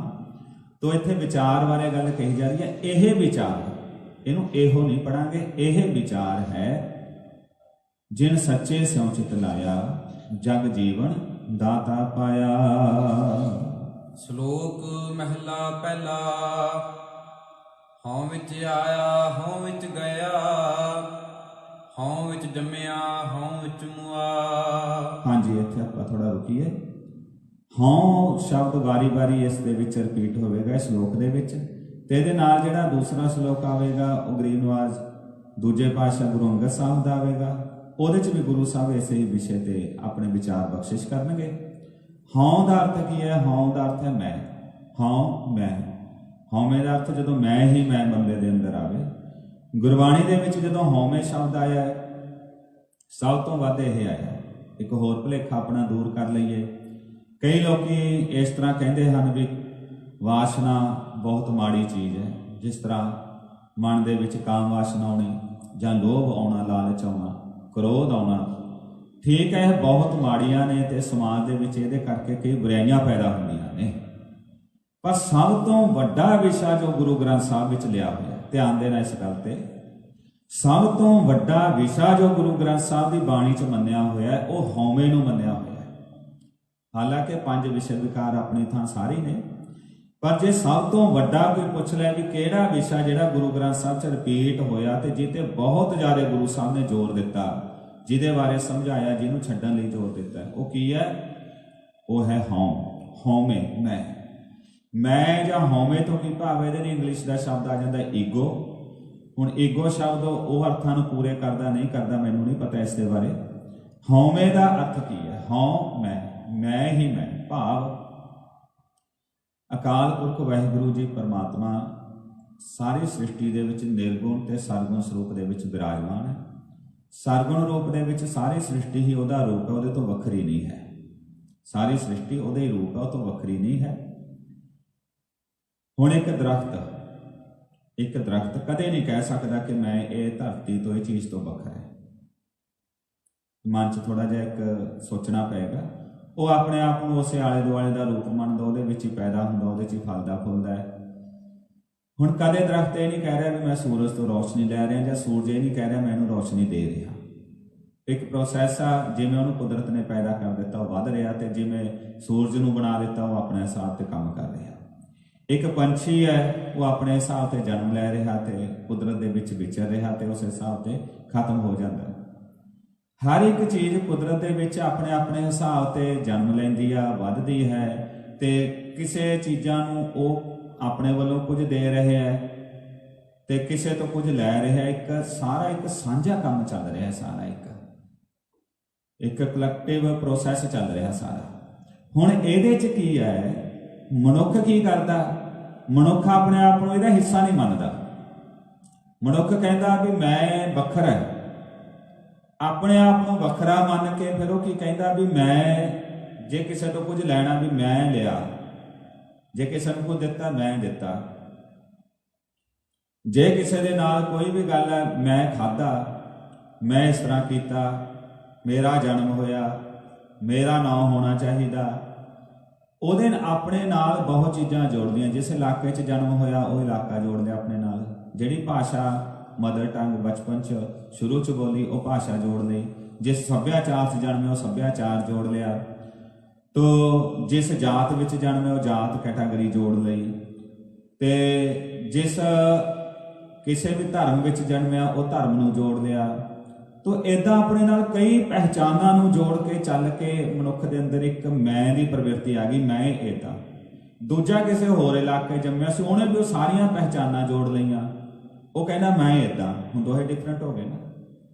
ਹੁਣ ਜਦੋਂ ਦੋਹੇ ਵੱਖਰੇ ਵੱਖਰੇ ਹੋ ਗਏ, ਉਹ ਕਹਿੰਦਾ ਮੈਂ ਇੱਦਾਂ, ਦੂਸਰਾ ਕਹਿੰਦਾ ਮੈਂ ਇੱਦਾਂ। ਹਾਲਾਂਕਿ ਰਿਐਲਿਟੀ ਕੀ ਹੈ, ਇਹ ਧਰਤੀ 'ਚੋਂ ਜੰਮੇ ਹੈ ਮਾਤਾ ਪਿਤਾ ਦੇ ਸੰਯੋਗ ਤੋਂ, ਤੇ ਸਮਾਂ ਤੇ ਸਰੀਰ ਵੱਧ ਰਿਹਾ। ਉਹੀ ਸਰੀਰ ਦੇ ਅੰਗ ਨੇ, ਉਹੀ ਸਰੀਰ ਦੇ ਕਰਮ ਨੇ। ਉਦੋਂ ਸਰੀਰ ਨੂੰ ਭੁੱਖ ਲੱਗਦੀ ਹੈ, ਉਦੋਂ ਹੀ ਸਰੀਰ ਬਚਪਨ ਤੋਂ ਜਵਾਨ, ਜਵਾਨ ਤੋਂ ਬੁੱਢਾ ਹੋ ਕੇ ਅਖੀਰ ਚੜ੍ਹਾਈ ਕਰ ਜਾਂਦਾ ਹੈ। ਉਹ ਸਰੀਰ ਮਿੱਟੀ 'ਚ ਮਿਲ ਜਾਂਦਾ ਹੈ। ਸੱਚਾਈ ਤਾਂ ਇਹੀ ਹੈ। ਪਹਿਲਾਂ ਕਿੰਨੇ ਹੀ ਆ ਗਏ, ਕਿੰਨੇ ਹੀ ਚਲੇ ਗਏ। ਵੱਖਰਾ ਕੁਝ ਨਹੀਂ ਹੈ। ਸਭ ਕੁਦਰਤ ਦੇ ਵਿੱਚ ਜਿਵੇਂ ਇੱਕ ਦਰਖਤ ਹੈ, ਪੇੜ ਪੌਦੇ, ਪੰਛੀ ਹੈ, ਇੱਦਾਂ ਮਨੁੱਖ ਵੀ ਹੈ। ਇਹ ਫਰਕ ਰਹੇਗਾ ਹੀ ਰਹੇਗਾ। ਕੋਈ ਫਸਲਾਂ ਨੇ, ਕਈ ਦਰਖਤ ਨੇ, ਉਹ ਕਿਸੇ ਇਲਾਕੇ 'ਚ ਹੋਣਗੇ ਉੱਥੇ ਵੱਖਰੀ ਤਰ੍ਹਾਂ ਦੇ ਹੋਣਗੇ, ਕਿਸੇ ਇਲਾਕੇ 'ਚ ਵੱਖਰੀ ਤਰ੍ਹਾਂ ਦੇ ਹੋਣਗੇ। ਉੱਥੋਂ ਦੇ ਮੌਸਮ ਤੇ ਉੱਥੋਂ ਦਾ ਜਿਹੜਾ ਮਾਹੌਲ ਸੀ ਉਹਦੇ ਤੇ ਡਿਪੈਂਡ ਕਰਦਾ, ਟੈਂਪਰੇਚਰ ਤੇ ਡਿਪੈਂਡ ਕਰਦਾ, ਇਲਾਕੇ ਤੇ ਡਿਪੈਂਡ ਕਰਦਾ। ਤੇ ਇੱਦਾਂ ਮਨੁੱਖ ਵੀ ਜਿਹੋ ਜਿਹੇ ਇਲਾਕੇ 'ਚ ਪੈਦਾ ਹੁੰਦਾ ਉੱਦਾਂ ਦਾ ਉਹਦਾ ਰੂਪ ਰੰਗ ਹੁੰਦਾ, ਉੱਦਾਂ ਦਾ ਉਹਦਾ ਸਰੀਰ ਦੇ ਬਣਤਰ ਹੁੰਦੀ ਹੈ। ਕੱਪੜੇ ਪਾਉਣ ਦਾ ਢੰਗ ਵੀ ਉੱਦਾਂ ਦਾ ਹੋਏਗਾ। ਜਿਹੋ ਜਿਹੇ ਇਲਾਕੇ 'ਚ ਠੰਡੇ ਦੇਸ਼ਾਂ 'ਚ ਪੈਦਾ ਹੋਇਆ ਉੱਦਾਂ ਦਾ ਹੋਏਗਾ, ਗਰਮ ਦੇਸ਼ਾਂ 'ਚ ਪੈਦਾ ਹੋਇਆ ਤੇ ਜਿੱਥੇ ਗਰਮੀ ਜ਼ਿਆਦਾ ਉੱਥੇ ਉੱਦਾਂ ਦਾ ਹੋਏਗਾ। ਤੋ ਇੱਕ ਨੈਚੁਰਲ ਗੱਲਾਂ ਸੀ, ਪਰ ਮਨੁੱਖ ਨੇ ਇਹਨਾਂ ਨੂੰ ਆਪਣੇ ਨਾਲ ਇਸ ਤਰ੍ਹਾਂ ਜੋੜਿਆ ਵੀ ਮੈਂ ਜਿੱਥੇ ਪੈਦਾ ਹੋਇਆ, ਮੇਰੀ ਭਾਸ਼ਾ, ਮੇਰਾ ਸੱਭਿਆਚਾਰ, ਮੇਰਾ ਧਰਮ, ਮੇਰਾ ਇਹ ਇੱਕ ਰੱਬ ਦੀ ਬਣਾਈ ਹੋਈ ਨਾ ਕੁਦਰਤ ਦੀ ਇੱਕ ਖੂਬਸੂਰਤੀ ਸੀ। ਉਹਦਾ ਆਨੰਦ ਮਾਣਨਾ ਸੀ।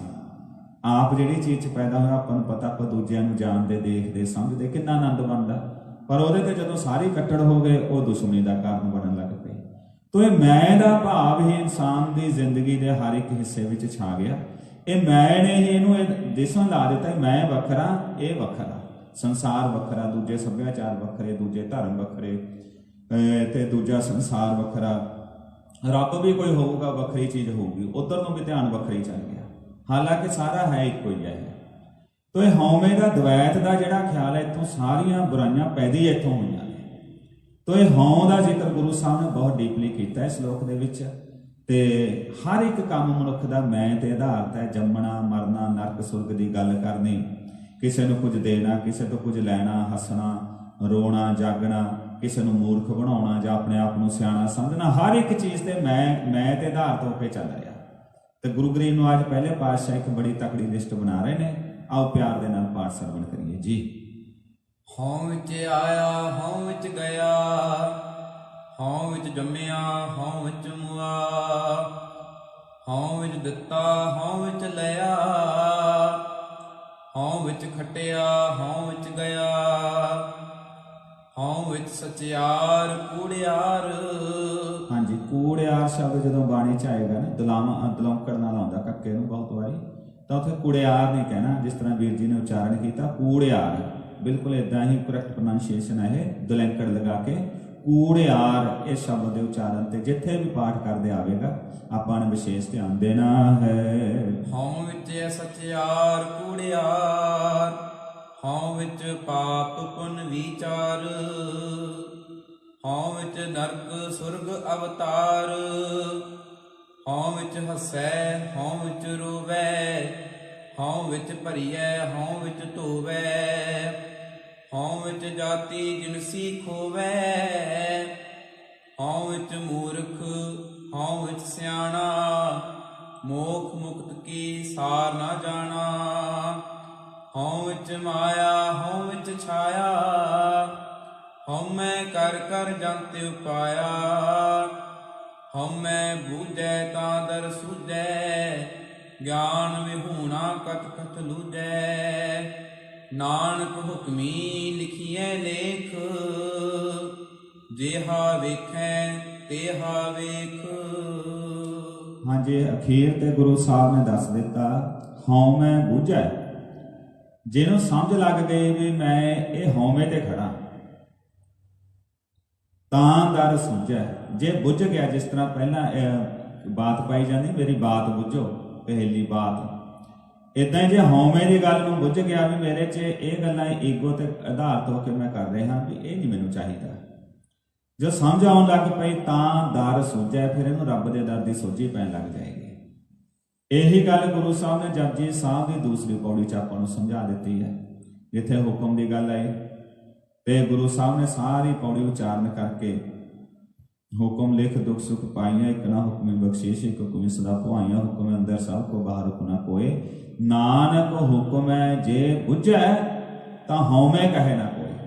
ਹੁਕਮ ਨੂੰ ਬੁੱਝਣ ਵਾਲਾ ਸਮਝਣ ਵਾਲਾ ਹਉਮੈ ਦੀ ਗੱਲ ਨਹੀਂ ਕਰੇਗਾ, ਕਿ ਉਹਨੂੰ ਸਮਝ ਆ ਜਾਏਗੀ ਵੀ ਅਸਲ ਗੱਲ ਕੀ ਹੈ। ਹਉਮੈ ਬੁੱਝੈ ਤਾਂ ਦਰ ਸੁਝੈ, ਜੇ ਤਾਂ ਬੁੱਝ ਗਿਆ ਫਿਰ ਤੈਨੂੰ ਰੱਬ ਦੇ ਦਰ ਦੀ ਸੋਝੀ ਹੋ ਜਾਓ।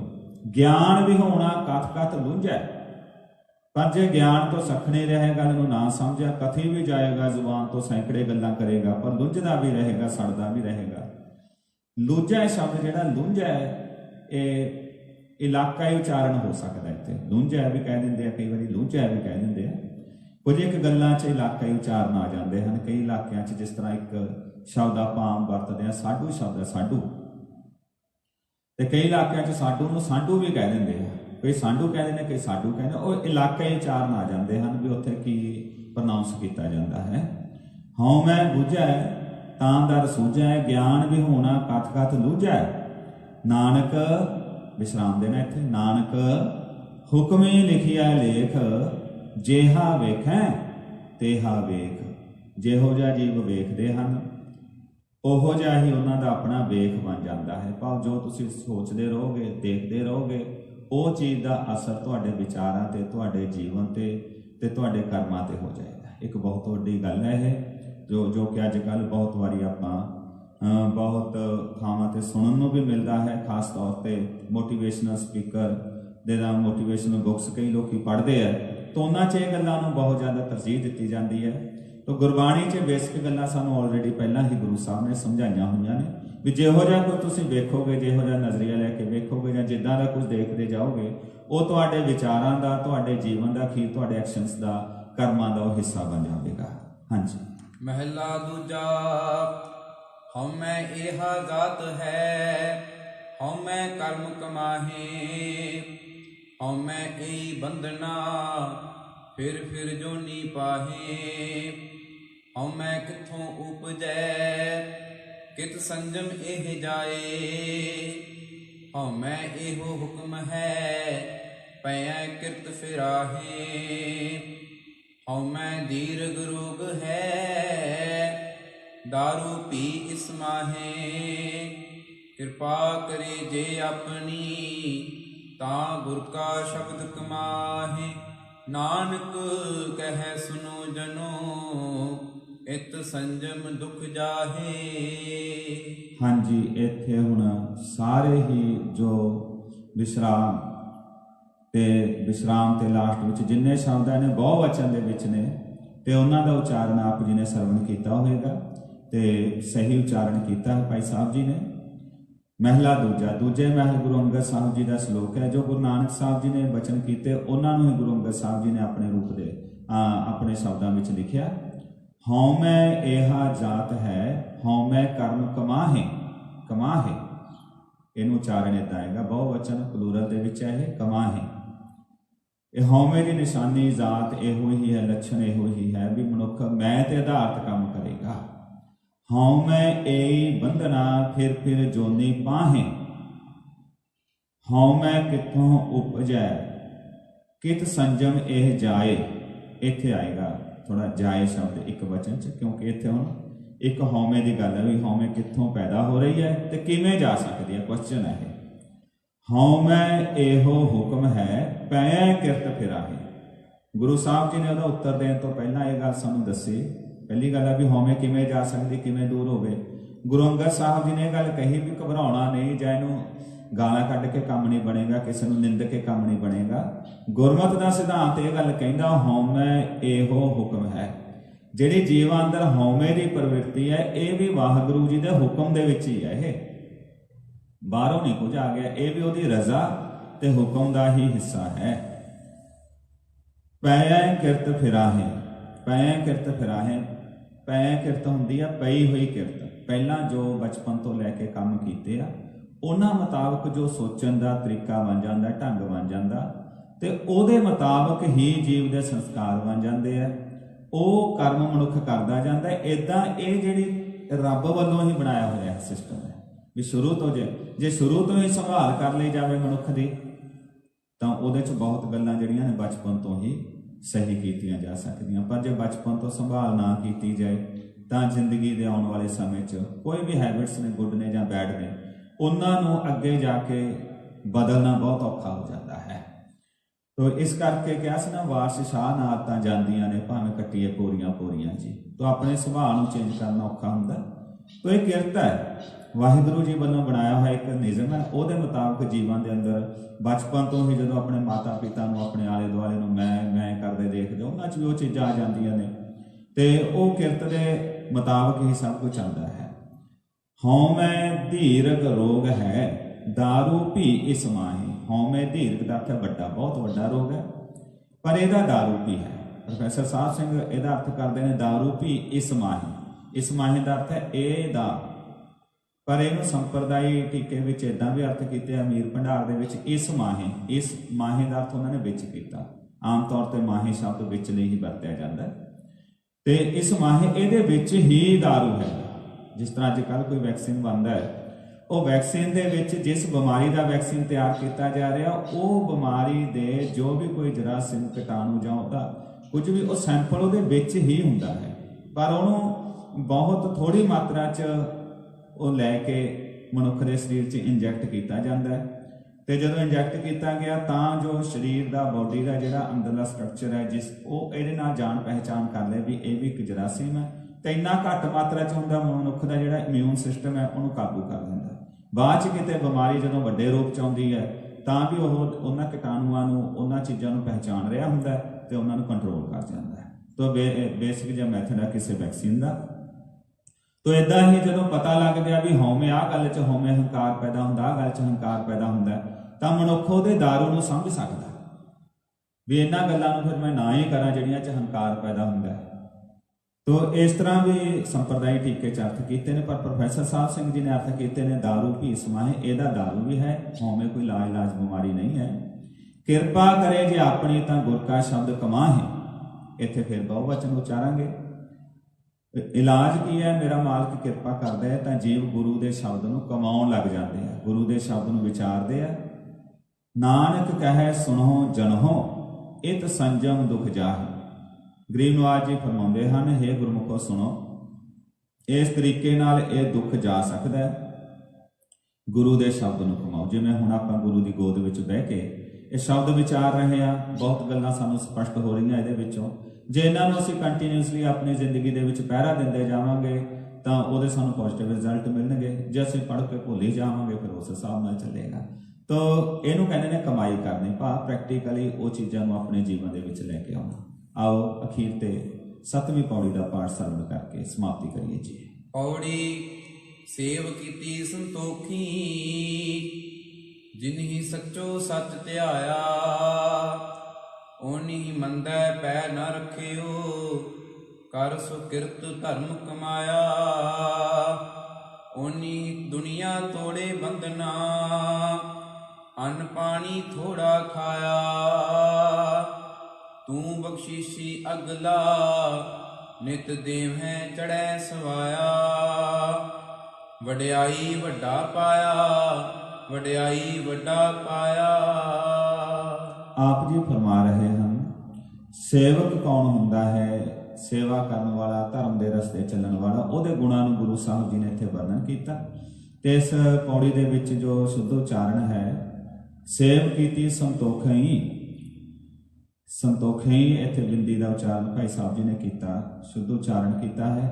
ਜਿਨੇ ਨੰਨੇ ਦੇ ਪੈਰ 'ਚ ਫੇਰ ਹਲੰਤ ਲੱਗਿਆ, ਇਹਨੂੰ ਆਪਾਂ ਜ਼ੋਰ ਦੇ ਕੇ ਉਚਾਰਾਂਗੇ। ਜਿਨੇ ਸੱਚੋ ਸੱਚ ਧਿਆਇਆ, ਉਹਨੇ ਇੱਥੇ ਫੇਰ ਹਲੰਤ ਲੱਗਿਆ ਹੈ, ਉਚਾਰਨ ਕਰਾਂਗੇ। ਉਹਨੇ ਮੰਦਾ ਪੈਰ ਨਾ ਰੱਖਿਓ, ਕਰ ਸੁਕ੍ਰਿਤ, ਕ੍ਰਿਤ, ਕਿਰਤ ਨਹੀਂ ਬੋਲਾਂਗੇ, ਇਹਨੂੰ ਆਪਾਂ ਕਹਾਂਗੇ ਕ੍ਰਿਤ, ਕਿਉਂ ਪੈਰ ਦੇ ਵਿੱਚ ਰਾਰਾ ਹੈ, ਕੱਕੇ ਦੇ ਪੈਰ ਵਿੱਚ ਰਾਰਾ, ਤੇ ਉਹਨੂੰ ਆਪਾਂ ਇਸ ਰੂਪ 'ਚ ਹੀ ਬੋਲਦੇ ਹਾਂ। ਸੁਕ੍ਰਿਤ ਧਰਮ ਕਮਾਇਆ, ਉਹਨੇ ਫਿਰ ਇੱਥੇ ਹਲੰਤ ਹੈ।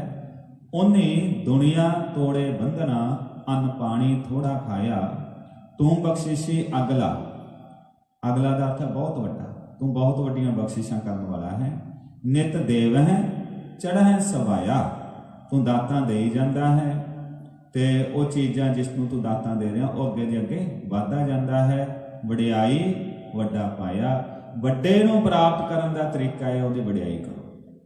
ਹਉਮੈ ਦਾ ਸੋਲੂਸ਼ਨ ਵੀ ਇਹੀ ਹੈ, ਆਪਣੀ ਵਡਿਆਈ ਘੱਟ, ਮਾਲਕ ਦੀ ਵਡਿਆਈ ਕਰੋ ਜਿਹਨੇ ਮਨੁੱਖਾ ਜੀਵਨ ਦਿੱਤਾ ਹੈ, ਬੋਲਣ ਦੀ ਤਾਕਤ ਦਿੱਤੀ ਹੈ, ਦੇਖਣ ਦੀ ਤਾਕਤ ਦਿੱਤੀ ਹੈ, ਮਨੁੱਖ ਦੇ ਗਿਆਨ ਇੰਦਰੀ ਪ੍ਰਵਾਹ ਸਭ ਕੁਝ ਵਾਹਿਗੁਰੂ ਨੇ ਬਖਸ਼ਿਆ, ਉਹਦੀ ਵਡਿਆਈ ਕਰਿਆ ਕਰ ਭਾਈ। ਇਹੀ ਤਰੀਕਾ ਹਉਮੈ ਨੂੰ ਮਾਰਨ ਦਾ। ਆਓ ਅਖੀਰਲੀਆਂ ਪੰਕਤੀਆਂ ਦਾ ਪਾਠ ਕਰਕੇ ਅੱਜ ਦੇ ਵਿਚਾਰ ਦੀ ਸਮਾਪਤੀ ਕਰੀਏ। ਵਿਚਾਰ ਕਰਦਿਆਂ ਹੋਈਆਂ ਭੁੱਲਾਂ ਚੁੱਕਾਂ ਦੀ ਖਿਮਾ। ਗੁਰਬਾਣੀ ਬੇਅੰਤ ਹੈ, ਆਪਾਂ ਸਾਰੇ ਗੁਰੂ ਦੇ ਬੱਚੇ ਬੱਚੀਆਂ ਹਾਂ, ਰਲ ਮਿਲ ਕੇ ਗੁਰੂ ਦੇ ਚਰਨਾਂ 'ਚ ਬਹਿ ਕੇ ਵਿਚਾਰਦੇ ਹਾਂ। ਸਤਿਗੁਰੂ ਕਿਰਪਾ ਕਰਨ, ਸਾਰਿਆਂ ਨੂੰ ਹੀ ਆਪਣੇ ਚਰਨਾਂ ਨਾਲ ਜੋੜ ਕੇ ਰੱਖਣ। ਵੱਧ ਤੋਂ ਵੱਧ ਗੁਰਬਾਣੀ ਸ਼ੁੱਧ ਸਪਸ਼ਟ ਪਾਠ ਵਿਚਾਰ ਅਤੇ ਉਪਰੰਤ ਗੁਰਬਾਣੀ ਦੇ ਮਹਾਨ ਉਪਦੇਸ਼ਾਂ ਨੂੰ ਆਪਣੇ ਜੀਵਨ 'ਚ ਢਾਲ ਸਕੀਏ, ਇਹੀ ਅਰਦਾਸ ਹੈ।